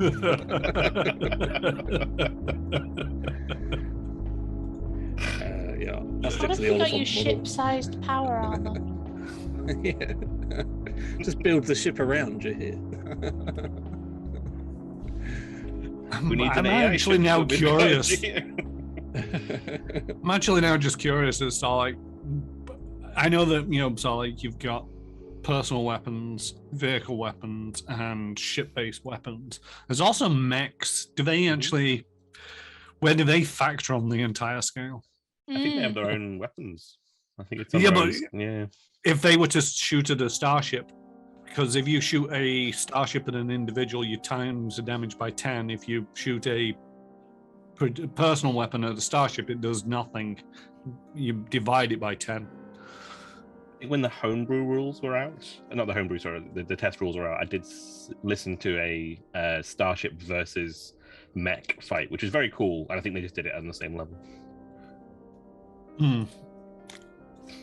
Very It'd be excited cool, to though, see because there. launch the mechs over onto the other ship and start ripping bits out of their hull as they fly along. But yes, Preaching party. you've got 6 days to get your story straight. 6 days to patch up the hull. That is plenty of time. You're down 60 UPBs for that. Yes. Okay. Flimsy will be hammering out the hull. So, what do we do? Tell the truth of what we've discovered so far? Or lie and try and protect Stoneblood as much as possible? I mean, it all depends on how he reacts to talk of the adamant scale, I suppose. Okay. He'll be leaning in the corner with his arms crossed, stroking his beard. I think maybe we could try and tell him information bit by bit, getting him more, gauge his reaction on how unusual things have turned out, to see how far maybe we take it with him. But I think he seems, as you say, like he's on the level, Drex, and my vote's for telling him how it went down. No surprise. Yeah, I think we should be honest with him. From a distance. But Torix, I think you were right. We play it by ear. See how he reacts, specifically when we mention that we think it's not like we have hard evidence that the adamant scale is behind this. I could show the logs that my scrying collected from scanning those ships. Yeah, I mean, that's the only evidence we really got, but it's evidence. Surely we'd have what? I mean, we set up the scanners for detecting that incoming megabus, didn't we? So surely they could detect the scanners, the drive signatures of the two attacking ships.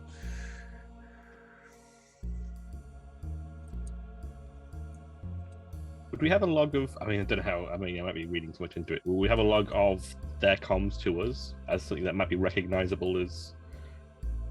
I guess a soldier's a soldier. And you're not going to be like, oh, that's Billy down in Vesk military. We didn't have a vidcoms on, did we? Or did we see them? Were they wearing a uniform, perhaps? With a name tag? 31.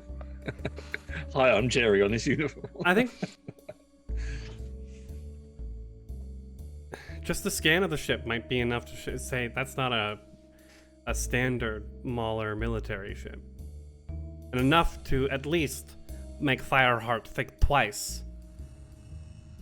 Which is what we want. We want him on the edge. We want him to be unsure of his ranking hierarchy.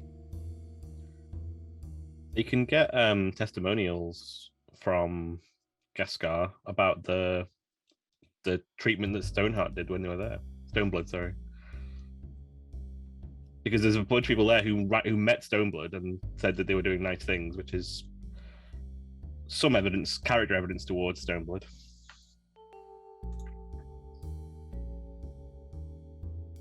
I don't know how, if the Vesk operates in that way. Take character witnesses. But we're already in the drift, though, Flimsy.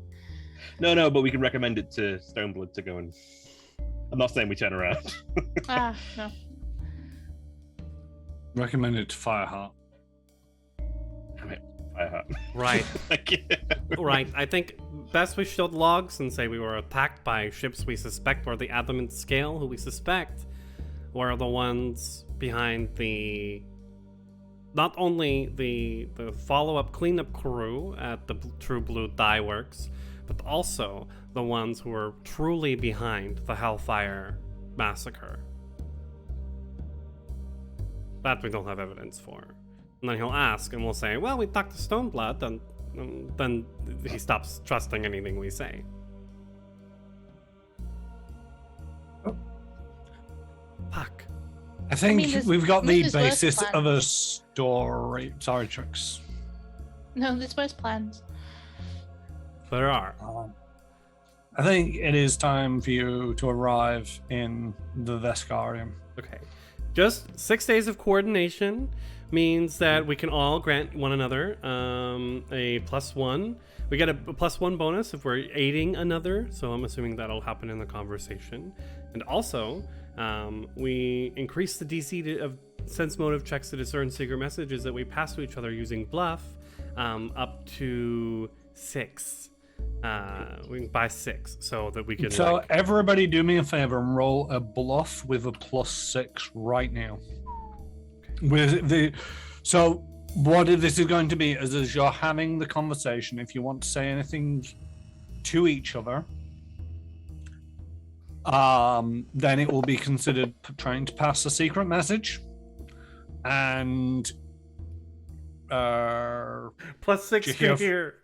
Yeah, so that's an 11 from Jahir. So if Jahir says something to the rest of you guys, if they see through the sense motive, then they're going to understand that you're passing information. They might not understand exactly what it is, but they're going to know.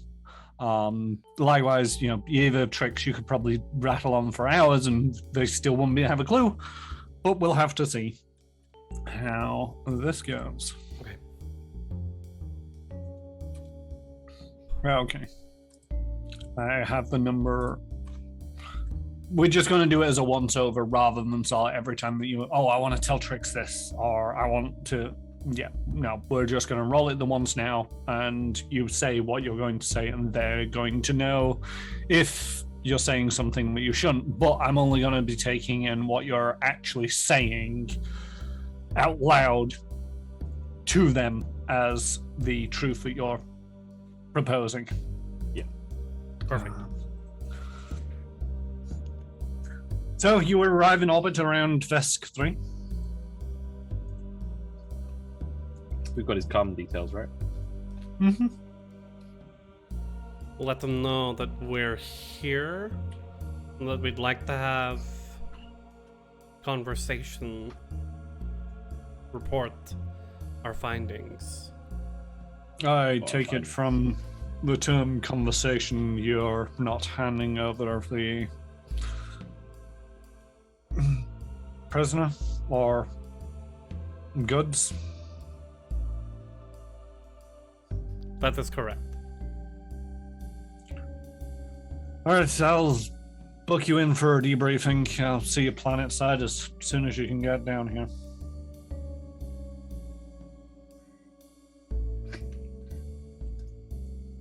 Is it possible? Don't laugh, Flimsy. I can't hold it. Captain. Hold walls. Captain, do you trust this line? Do you think it's secure? I mean, no, not really. You're a civilian merchant vessel. Then, if we are to meet, I would recommend that we meet somewhere third party that is as secure as can be. Outside of Vascarium facilities. We've got a friend on a ranch, if you can get over there. Ooh. Yes, that's perfect. I mean,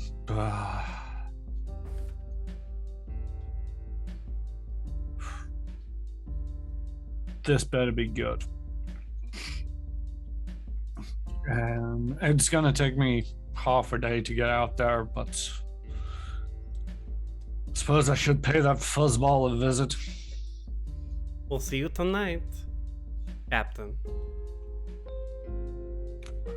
Fire heart out. And they cut the comm.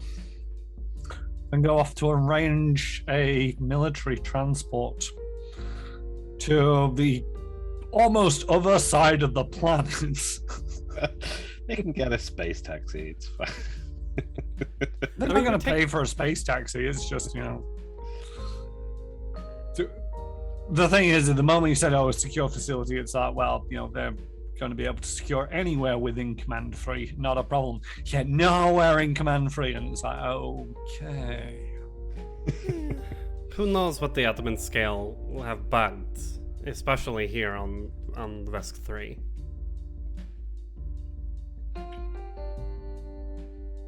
I'll give Adami a call and let her know that us and an old Wasn't friend Tarika are on the looking way. for us as well? Shouldn't we come her while we're here? We should have received the return message. It's been at least, 2 weeks since we last... No, I mean, almost 3, because we were gone. We were in the drift for 6 days on the way back. So it's been like That's 3 weeks reasonable. since we last sent our message. Should Leave we his own send mouth. another one? I think we should send another one. As you go to check your messages, you see an unread notification. How long has that been flashing? About 5 minutes since you arrived in the system. Oh, okay. I need to add a Play it. sound alert to that, sorry. You do. I was just trying to resolve one thing at once, but anyway. Tarika appears on screen with a wide smile. Look at my den of kittens, all grown up and tough as nail bounty hunters. Listen, while you're all flying around the Vascarium's dime, an old friend of mine called up, looking for a hand. Her name is Vitraxio Resmin, and she's a storm runner, flying her ship, the Wild Magic, through the gas of Vesk 5 to catch star metals that are ejected out of the planet's core. Now, I know storm running isn't exactly, legal, but we don't let a little thing like that of a law get between us and a paycheck now, do we? Old Trax needs a ship to transport her haul from Vesk 5 to a bazaar in the Matriarch's Republic, far beyond the reach of the Vascarium. I told her you'd be perfect. I'm sending her coordinates to Quadrizict, the Formian colony on Vesk 5 that Trax works out of. She'll meet you there. To the matriarch? To the Mahirax. I'll put it in the Discord. Mahiak I'll put it into Twitch because it's an odd word, and people might. I don't know. We're going to the Formian colony on Vesk 5. I know, it's so cool. The Marixa. Oh yeah, that is a word, isn't it? Yeah, Marixa. Marixa. And you're you're going to the Formian planet and going to that place. Quarisked. No, I think you said it right. Quarisked. That It's is just the that name hard T at the end where it's Quarisk. It's my... the name that came up during my. Sorry, go on. I was gonna say it's because of my German background. I can pronounce stuff like that. Came up on my research for the Formians, and I decided to not talk about it because I was like, I'm not going to try and pronounce that word. I was going to leave the name of that place out of the research. And then it comes up anyway. Mm-hmm. So yeah, that's a message from Tarika. Well, at least she's okay. Edge hasn't come after her or anything. I mean, she didn't steal one of their ships. Yeah, but you don't just leave Edge. Yeah, you don't just leave Edge, apparently. Well, we technically did when we all got paid out. That should be the end of it. I mean, Maybe. if we hadn't stolen points of the ship. Although maybe she's just fought off a few noir herself whilst we've been away. I mean, she probably could. You can handle herself. So we're going back to Vest 3, 2, 3? 3. 3. Skitter, Haven, and Ranch is on Vesk 3. It's just the other side of the planet. Are you radioing ahead, or are you just landing in a field and being solid? Hey, Carmen Millar. No, I did say I was going to call Dami ahead of time, and Baron Kamala to let them know that we're coming, and a friend is as well. Because you're going to Calm mention the knows. friend? Calm knows them, right? Yeah, Calm knows them. Yeah. so Calm we'll mention- recommended you to them. Yeah, exactly. So we will not let it be a surprise that military ships and just constant riding at their place. So you're letting them know that Stoneheart is on the way. Fireheart. God damn it. Yeah, I think so. We don't want to put them out or them in danger. Radio. And so, oh yeah, it'd be real good to have you back. Sooner than I usually anticipate. Most traders don't come back too often. It's those sunsets. Insight check. Oh. Why? But yeah, you're more than welcome to stay a couple of days. Always need a couple of ranch hands to help fix the place up. We'll see how it goes. At most, we're staying one night. All right. If breakfast is there in the morning. Well, if you want breakfast, you gotta earn it.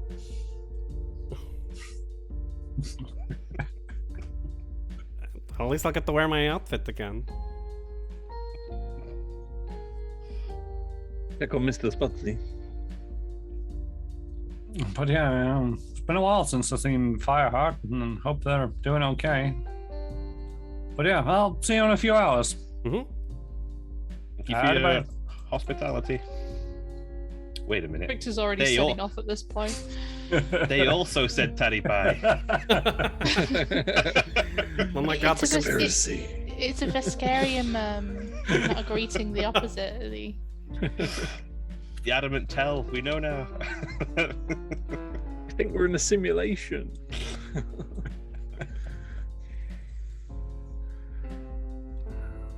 So yeah, you arrive within a couple of hours, way ahead of Fireheart. Calm and Amanda greet you, and they infuse about the diffracts and how well they're coping with the new arrangement. Although to a certain degree now, it's like they've had a couple more injuries at the ranch because the diffracts are fairly aggressive, and now that you've taken care of the Stridamanders, there's not really much call for the diffracts, so they're gonna see how it goes.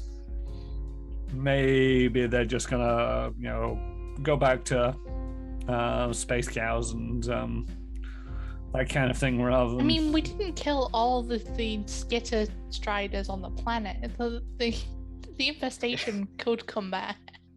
If there was only two of them, you should have hired us to just eliminate those two. It would have been a lot cheaper than. Well, we didn't know what was hunted our cattle, and yes, we've not got rid of the infestation. It just, it's like after getting rid of those two, things seem to have quieted down, and yeah, medical bills are starting to add up, but don't worry about it. Well, we happen to know a good doctor here on this planet. Maybe she's looking for a new position. Different planet. Oh shit, yeah, that's two. Damn it. Mhm. Alright, never mind. I was like one step away from like, you're both scared of Manders. Do you guys know each other? Wow.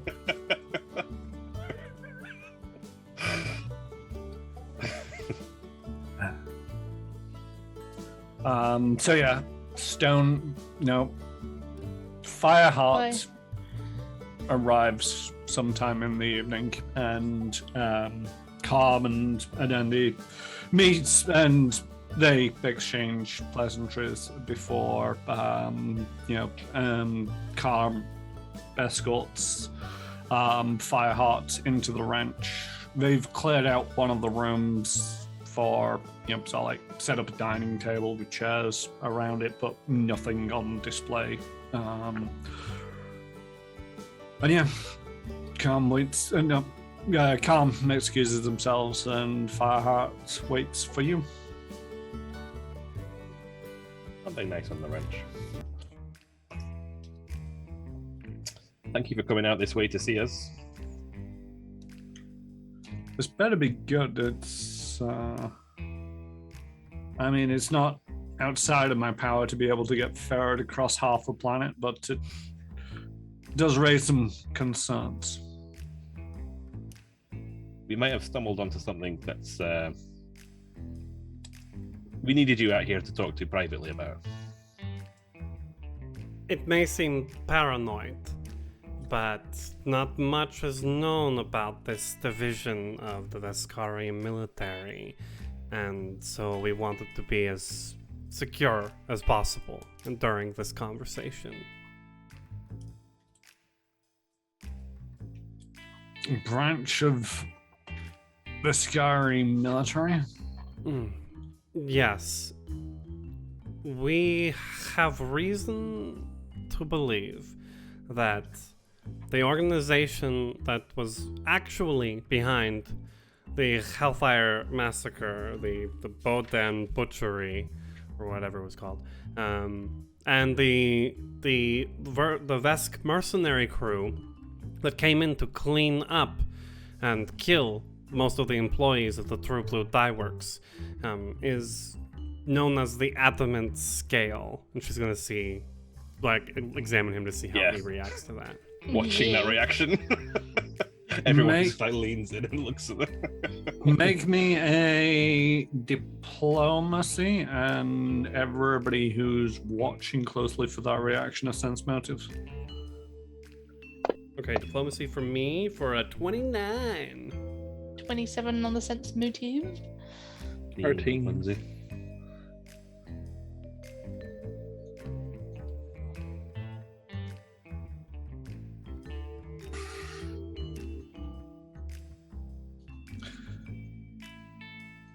They seem shocked initially from a sense motive of tricks and just Jahir, you didn't, not Jahir, sorry, Yever, you didn't roll a sense motive. Oh, I rolled the diplomacy, sorry. Yep. Which you needed to, but I also want a sense motive. 16. Yeah. Tricks. You're the only one who gets a accurate read. Everybody else, they seem to be taking in their stride, absorbing this information and barely reacting. Tricks, you get the sense that they're a bit in disbelief that you're coming at them with this excuse, almost like they don't believe that the Adamant Scale exists. But they're also sort of like, they're waiting for elaboration. Like, they're not calling you out on it at this moment. Just accepting what you're saying and waiting for you to present the big ta-da that they don't feel is going to come.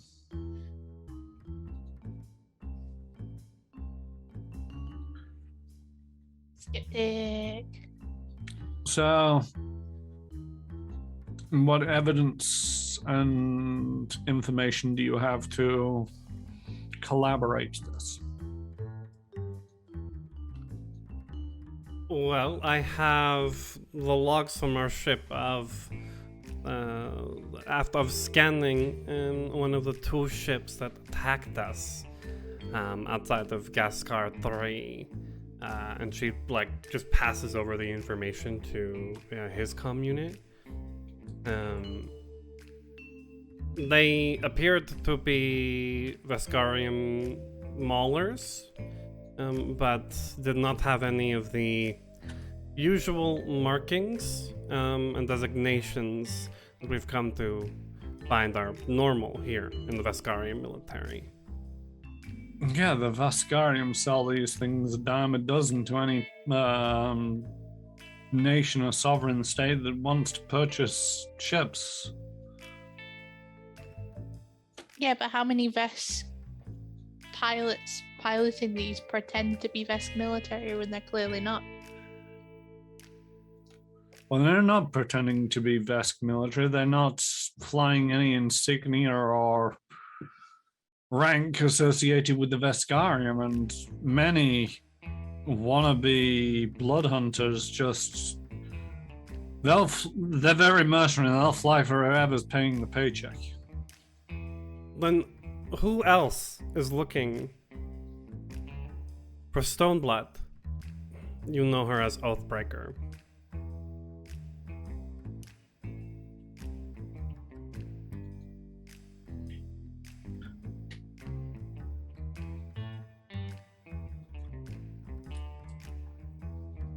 An aside question: if we showed him like the combat logs, because people fight in different ways, don't they? And people trained in military fighting and ship-to-ship combat would fight in a certain way as well. Could he glean from that who potentially it was or not? Not that who that it wasn't. At least.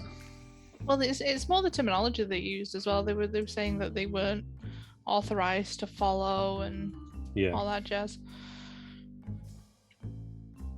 I didn't hear the word jazz. A couple of things you can explore that avenue with them, and there's I appreciate what you're saying. Yeah, I'm more of a ground trooper than Starship Combat. I see your logs. 3 ships having a fight. Congratulations, by the way, you won. But they don't understand the nuances to be able to identify it as either Vascarium tactics or another third party.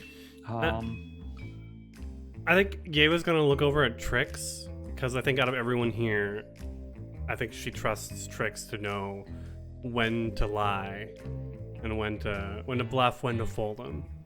Somebody else made a point and I rolled another dice for it, and I can't remember what that point was. It was when we called them Stoneblood. You know them as Oathbreaker. You rolled. Because I asked who else would be looking for her. That was it. Who else will be looking for?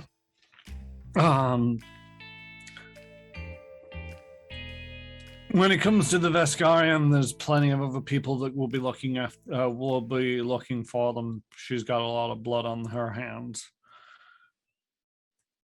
But if you say that these weren't flying Vascarium colors, they could have been just one of the many factions out for revenge. Having found a sniff of them, they just went all in, not caring about the civilian casualties or the necessity to ask them questions about the Hellfire toxin. Just blow them up. Hired a couple of Vesk BCMs and tried to wrap up the job nice and pointed. As for individuals, I'm not aware, but somebody like that could have a lot of enemies. Right. So I think again, Yeva will kind of look at Trix and try to ask secretly, should we reveal that we met Stoneblood in her inoculation facility? Because having the BMC Maulers attacking her inoculation facility, I mean, maybe they didn't know, but that's kind of shows that maybe they wanted to destroy what work she's made so far on it. Yeah, I don't get the sense that he's against us yet. I don't feel like he's definitely not on our side, but he's not. Okay. Got his guard up and he's not. We don't need to lie yet and cover our tails. No. Okay. Perfect. So, okay. I would say to a certain degree, just as a thing here, it's like you could choose to go all in and basically be so like, we met them, we talked to them, we did this. Or you can still play it as like, we followed them, we shadowed them, we gathered information about them, and then reveal that you met them later on. It's up to you guys how you want to play it. Either go straight in, full bore, or still offer a little bit more piecemeal. I feel like Sorry, go on. no. I was going to say, I think Eva was maybe asking Trix whether or not they got a sense of how badly he'd react to that information from the sense motive. If we went all in, I should say. It's a little bit difficult to tell just as yet. There's a lot of... They're being very reserved in their reactions. They're listening to your debriefing rather than reacting to it. I vote all in at this point. You know, Flimsy's been on that side without discussion, as always. Trix just nods. Starship, we can get out of here if we need to. Mm-hmm. All right, Captain. I speak of the Maulers because they attacked us directly during our conversation with Oathbreaker. We were able to track down your suspect, the Formian known as Jask, and were able to accompany him along to Stoneblood's inoculation facility, where she is working on creating an inoculation against the Hellfire Toxin. We saw dozens of victims of Hellfire Toxin, recent victims, test subjects of supposedly the Adamant Scale, who Stoneblood is trying to protect. She was the one who told us that the Adamant Scale were behind the initial attack that destroyed the entire city, and that they are the ones who have framed her and killed her for it as well. Her desire for justice was so strong that she came back from beyond the grave, fought back Pharasma's grasp herself.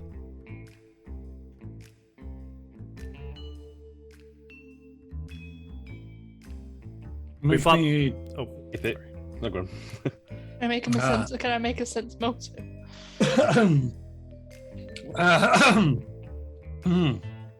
If it, Would like 2 diplomacy checks from Eva. 2 of them. The first diplomacy check is convincing them that you did the right thing. Okay. The second is convincing them that there is a greater threat at play here. Got it. Flimsy assist. How are you assisting with either of those two? The second one, Flimsy was going to say, or the first one, sorry, I should say, whether it was the right thing to do.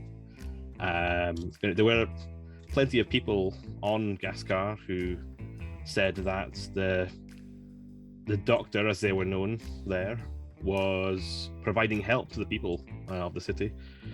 So we feel like they had good interests and good intent at heart. Yeah, okay, yes, you can assist on that. It's an auto assist. Oh, yeah. So +2, you gave it on the first roll, at least. Okay. First roll, first diplomacy to convince him that it was the right thing to do. +2. Total of +14. On Yeva. On a natural 1 is a 15. 15's not bad. It's not great either, but yeah, it's not bad. Okay. And the second one, to convince him of the greater threat of the Adamant Scale. Now I roll all my single digits. 19.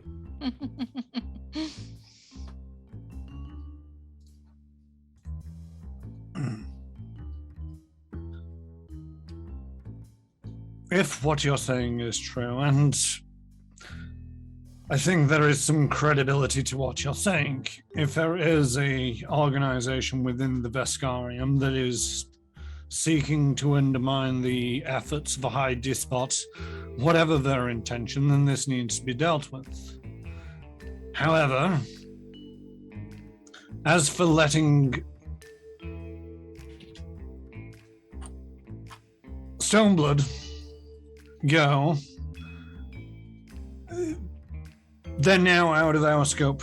There is every chance that they are going to be further attacked by this organization. There is every chance that they're lying and managed to dupe you like they have done so many others and gone with God knows how much hellfire toxin to wherever they please, and we have no trace of them any longer.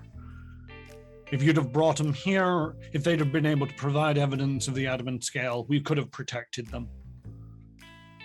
There's a reason why you were getting paid more to bring them in alive.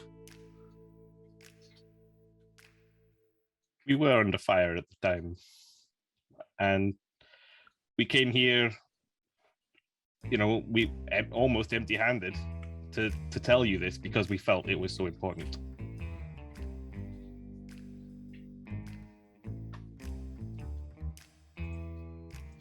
Excuses. Well, I think that is the extent of the job we are going to do on this task. I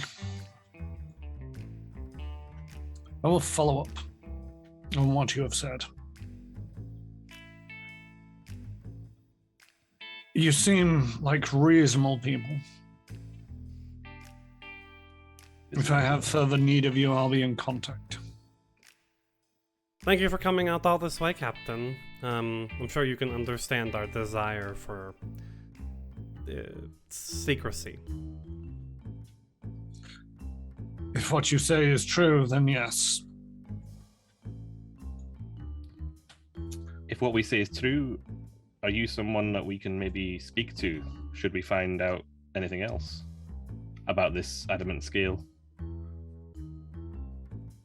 Leave a message here with Carl.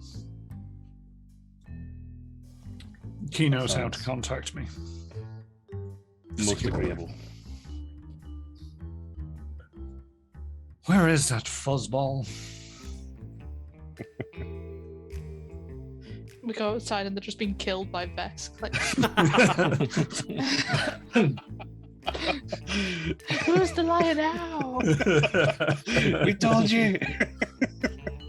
Then stabs you in the back, and it's like, I am the adamant scale. Hail adamant scale. He's like, wait a minute, we were. Oh my god. All right.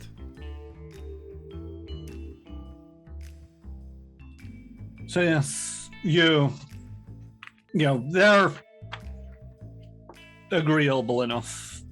They don't sort of like chase you off desk free or anything. They're just frustrated at the fact that you were sent to retrieve this person, and having them with you would have been a lot more evidence than what you've currently provided, and that frustrates them. But you stay for the evening. You're fed. And then come morning, you all get back on the Fool's Gold. Get the hell out of here. Dusting his hands off it. Another job well done. I mean, we didn't get paid, but we didn't. You got We did paid actually get credits. paid. I mean, that was nice. But the ship shares, Yeah, the ship shares would have been nice, but at the same token, you did get paid fairly well, and they didn't bring up that wasn't anything of contestment. That was just like, this is what we're giving you to outfit yourselves to do the job, rather than congratulations, you've done the job. Right. Low key worried about him wanting a refund, to be fair. I mean, I'm just glad that he didn't accuse us of working with her, or I don't know. You made some very good points and arguments, and for the out of character record, the adamant scale is a myth. It's a boogeyman story. It's the X-Files kind of level of conspiracy that they even exist, never mind are a major player in the Vascarium. So convincing them that it's not an outright fallacy was an achievement. You just that natural one, it screwed you over on I know. convincing them that it was a good idea to let them walk off. And you do feel that they were being genuine in the fact that it would have been a lot of evidence, and and also to back it up, it's like if you'd have brought this person back with you, if the hellfire toxin and they were working towards a vaccination was their ultimate goal, then it would have been here in the heart of the Vascarium rather than out on the fringe world of who knows where. It was the call of having to forcibly tie down a doctor and fight their way out of the medical facility didn't feel like quite the right thing to do at the time. Right, and everything was moving so fast that we were just like, okay, yeah, go and do your thing, girl. Like, whatever. We had the Burns victim. We're taking the doctor with us. It's not cool, guys. Listen, this is the first job we've had of like this, and I think every time we run into one of these firsts, like we always screw up in some way, shape, or form. I think we did as well as we could have done. I thought it was pretty cool. You actually did fairly well, and one of the things is I put the pressure on because I didn't want to go down the infinite talking route of working out between you all what is the best, and then coming up with a definitively plan of, this is how we're going to ease them out of this situation. And it was like, no, I want you guys to make an on-the-spot decision about how this is going to go down. And it worked. Yeah. Mm-hmm. I feel that it works a lot better than just like discussing for half an hour of are we taking this person alive? It's like they wouldn't really give you that opportunity. But now we have new job to get us out of this God's forsaken system. Yeah, we do. Yeah, and it's only mildly illegal. Yeah, hey, it's pretty illegal. Rightio, I think we're gonna call it here, because it's one of them where it's like I was wondering, do we have time to? We'd probably just be setting the scene and then calling the end of the stream. So we're a little bit early today. We don't make a habit of this. Usually we're a little bit late today, but we're a little bit early this week. But thank you for joining us. I have been and will continue to be Karen Rushmore. You can usually find me over on my Twitch channel, twitch.tv/Karen Rushmore, where I play a variety of games. Currently playing Pillars of Eternity, and it started on Alien Isolation. And I stream on Tuesdays, Thursdays, and Fridays. Go check out my channel for my schedule. Flimsy. Hello, I'm JStation64. I play Flimsy. You can find me on my Twitch channel on Thursdays playing some No Man's Sky with Build Our New Civilization. And then on Saturday mornings playing Red Dead Redemption 2 as the bad man Arthur Morgan, as we're finally getting back to the story mode now. We've done all of our legendary shenanigans. We're going to go rob a bank on Saturday morning. Hey. And that's me. You can find me there. Hi everyone, I am Crifu Bernal. You can find me online at Crifu Bernal, wherever I might be. Let's see, this week, tomorrow, I've got the Spear in the Sea, my solo Pathfinder Skull and Shackles adventure. Wednesday will be the last day that I'll be streaming video games on my channel, because next week I am joining the premiere of a Wrath of the Righteous Pathfinder 2E converted campaign over at the Capricorn Cross, twitch.tv/Capricorn Cross. And then Friday, please come back to Manapot for our next EU happy hour. We're playing some more Pathfinder 2nd Edition, and we'll be joined by some old faces from the last one, some familiar faces, and some new faces from the a Dice Told Tale. Did I just butcher their channel name? From a Dutch Pathfinder stream. So we'll be doing happy hour at 7:30 p.m. GMT on Friday, and I really, truly hope to see you there. Yo, I'm Kirk Commissions. You can find me across social media platforms doing artsy things under the same title. I'm RetroTed. You can find me at twitch.tv/RetroTed, and we are currently playing through Simon the Sorcerer. We should be back for an afternoon stream on Wednesday.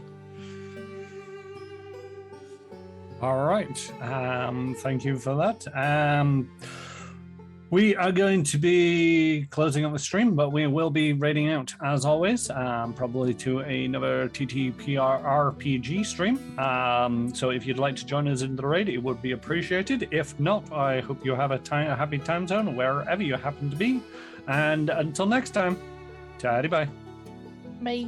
Bye.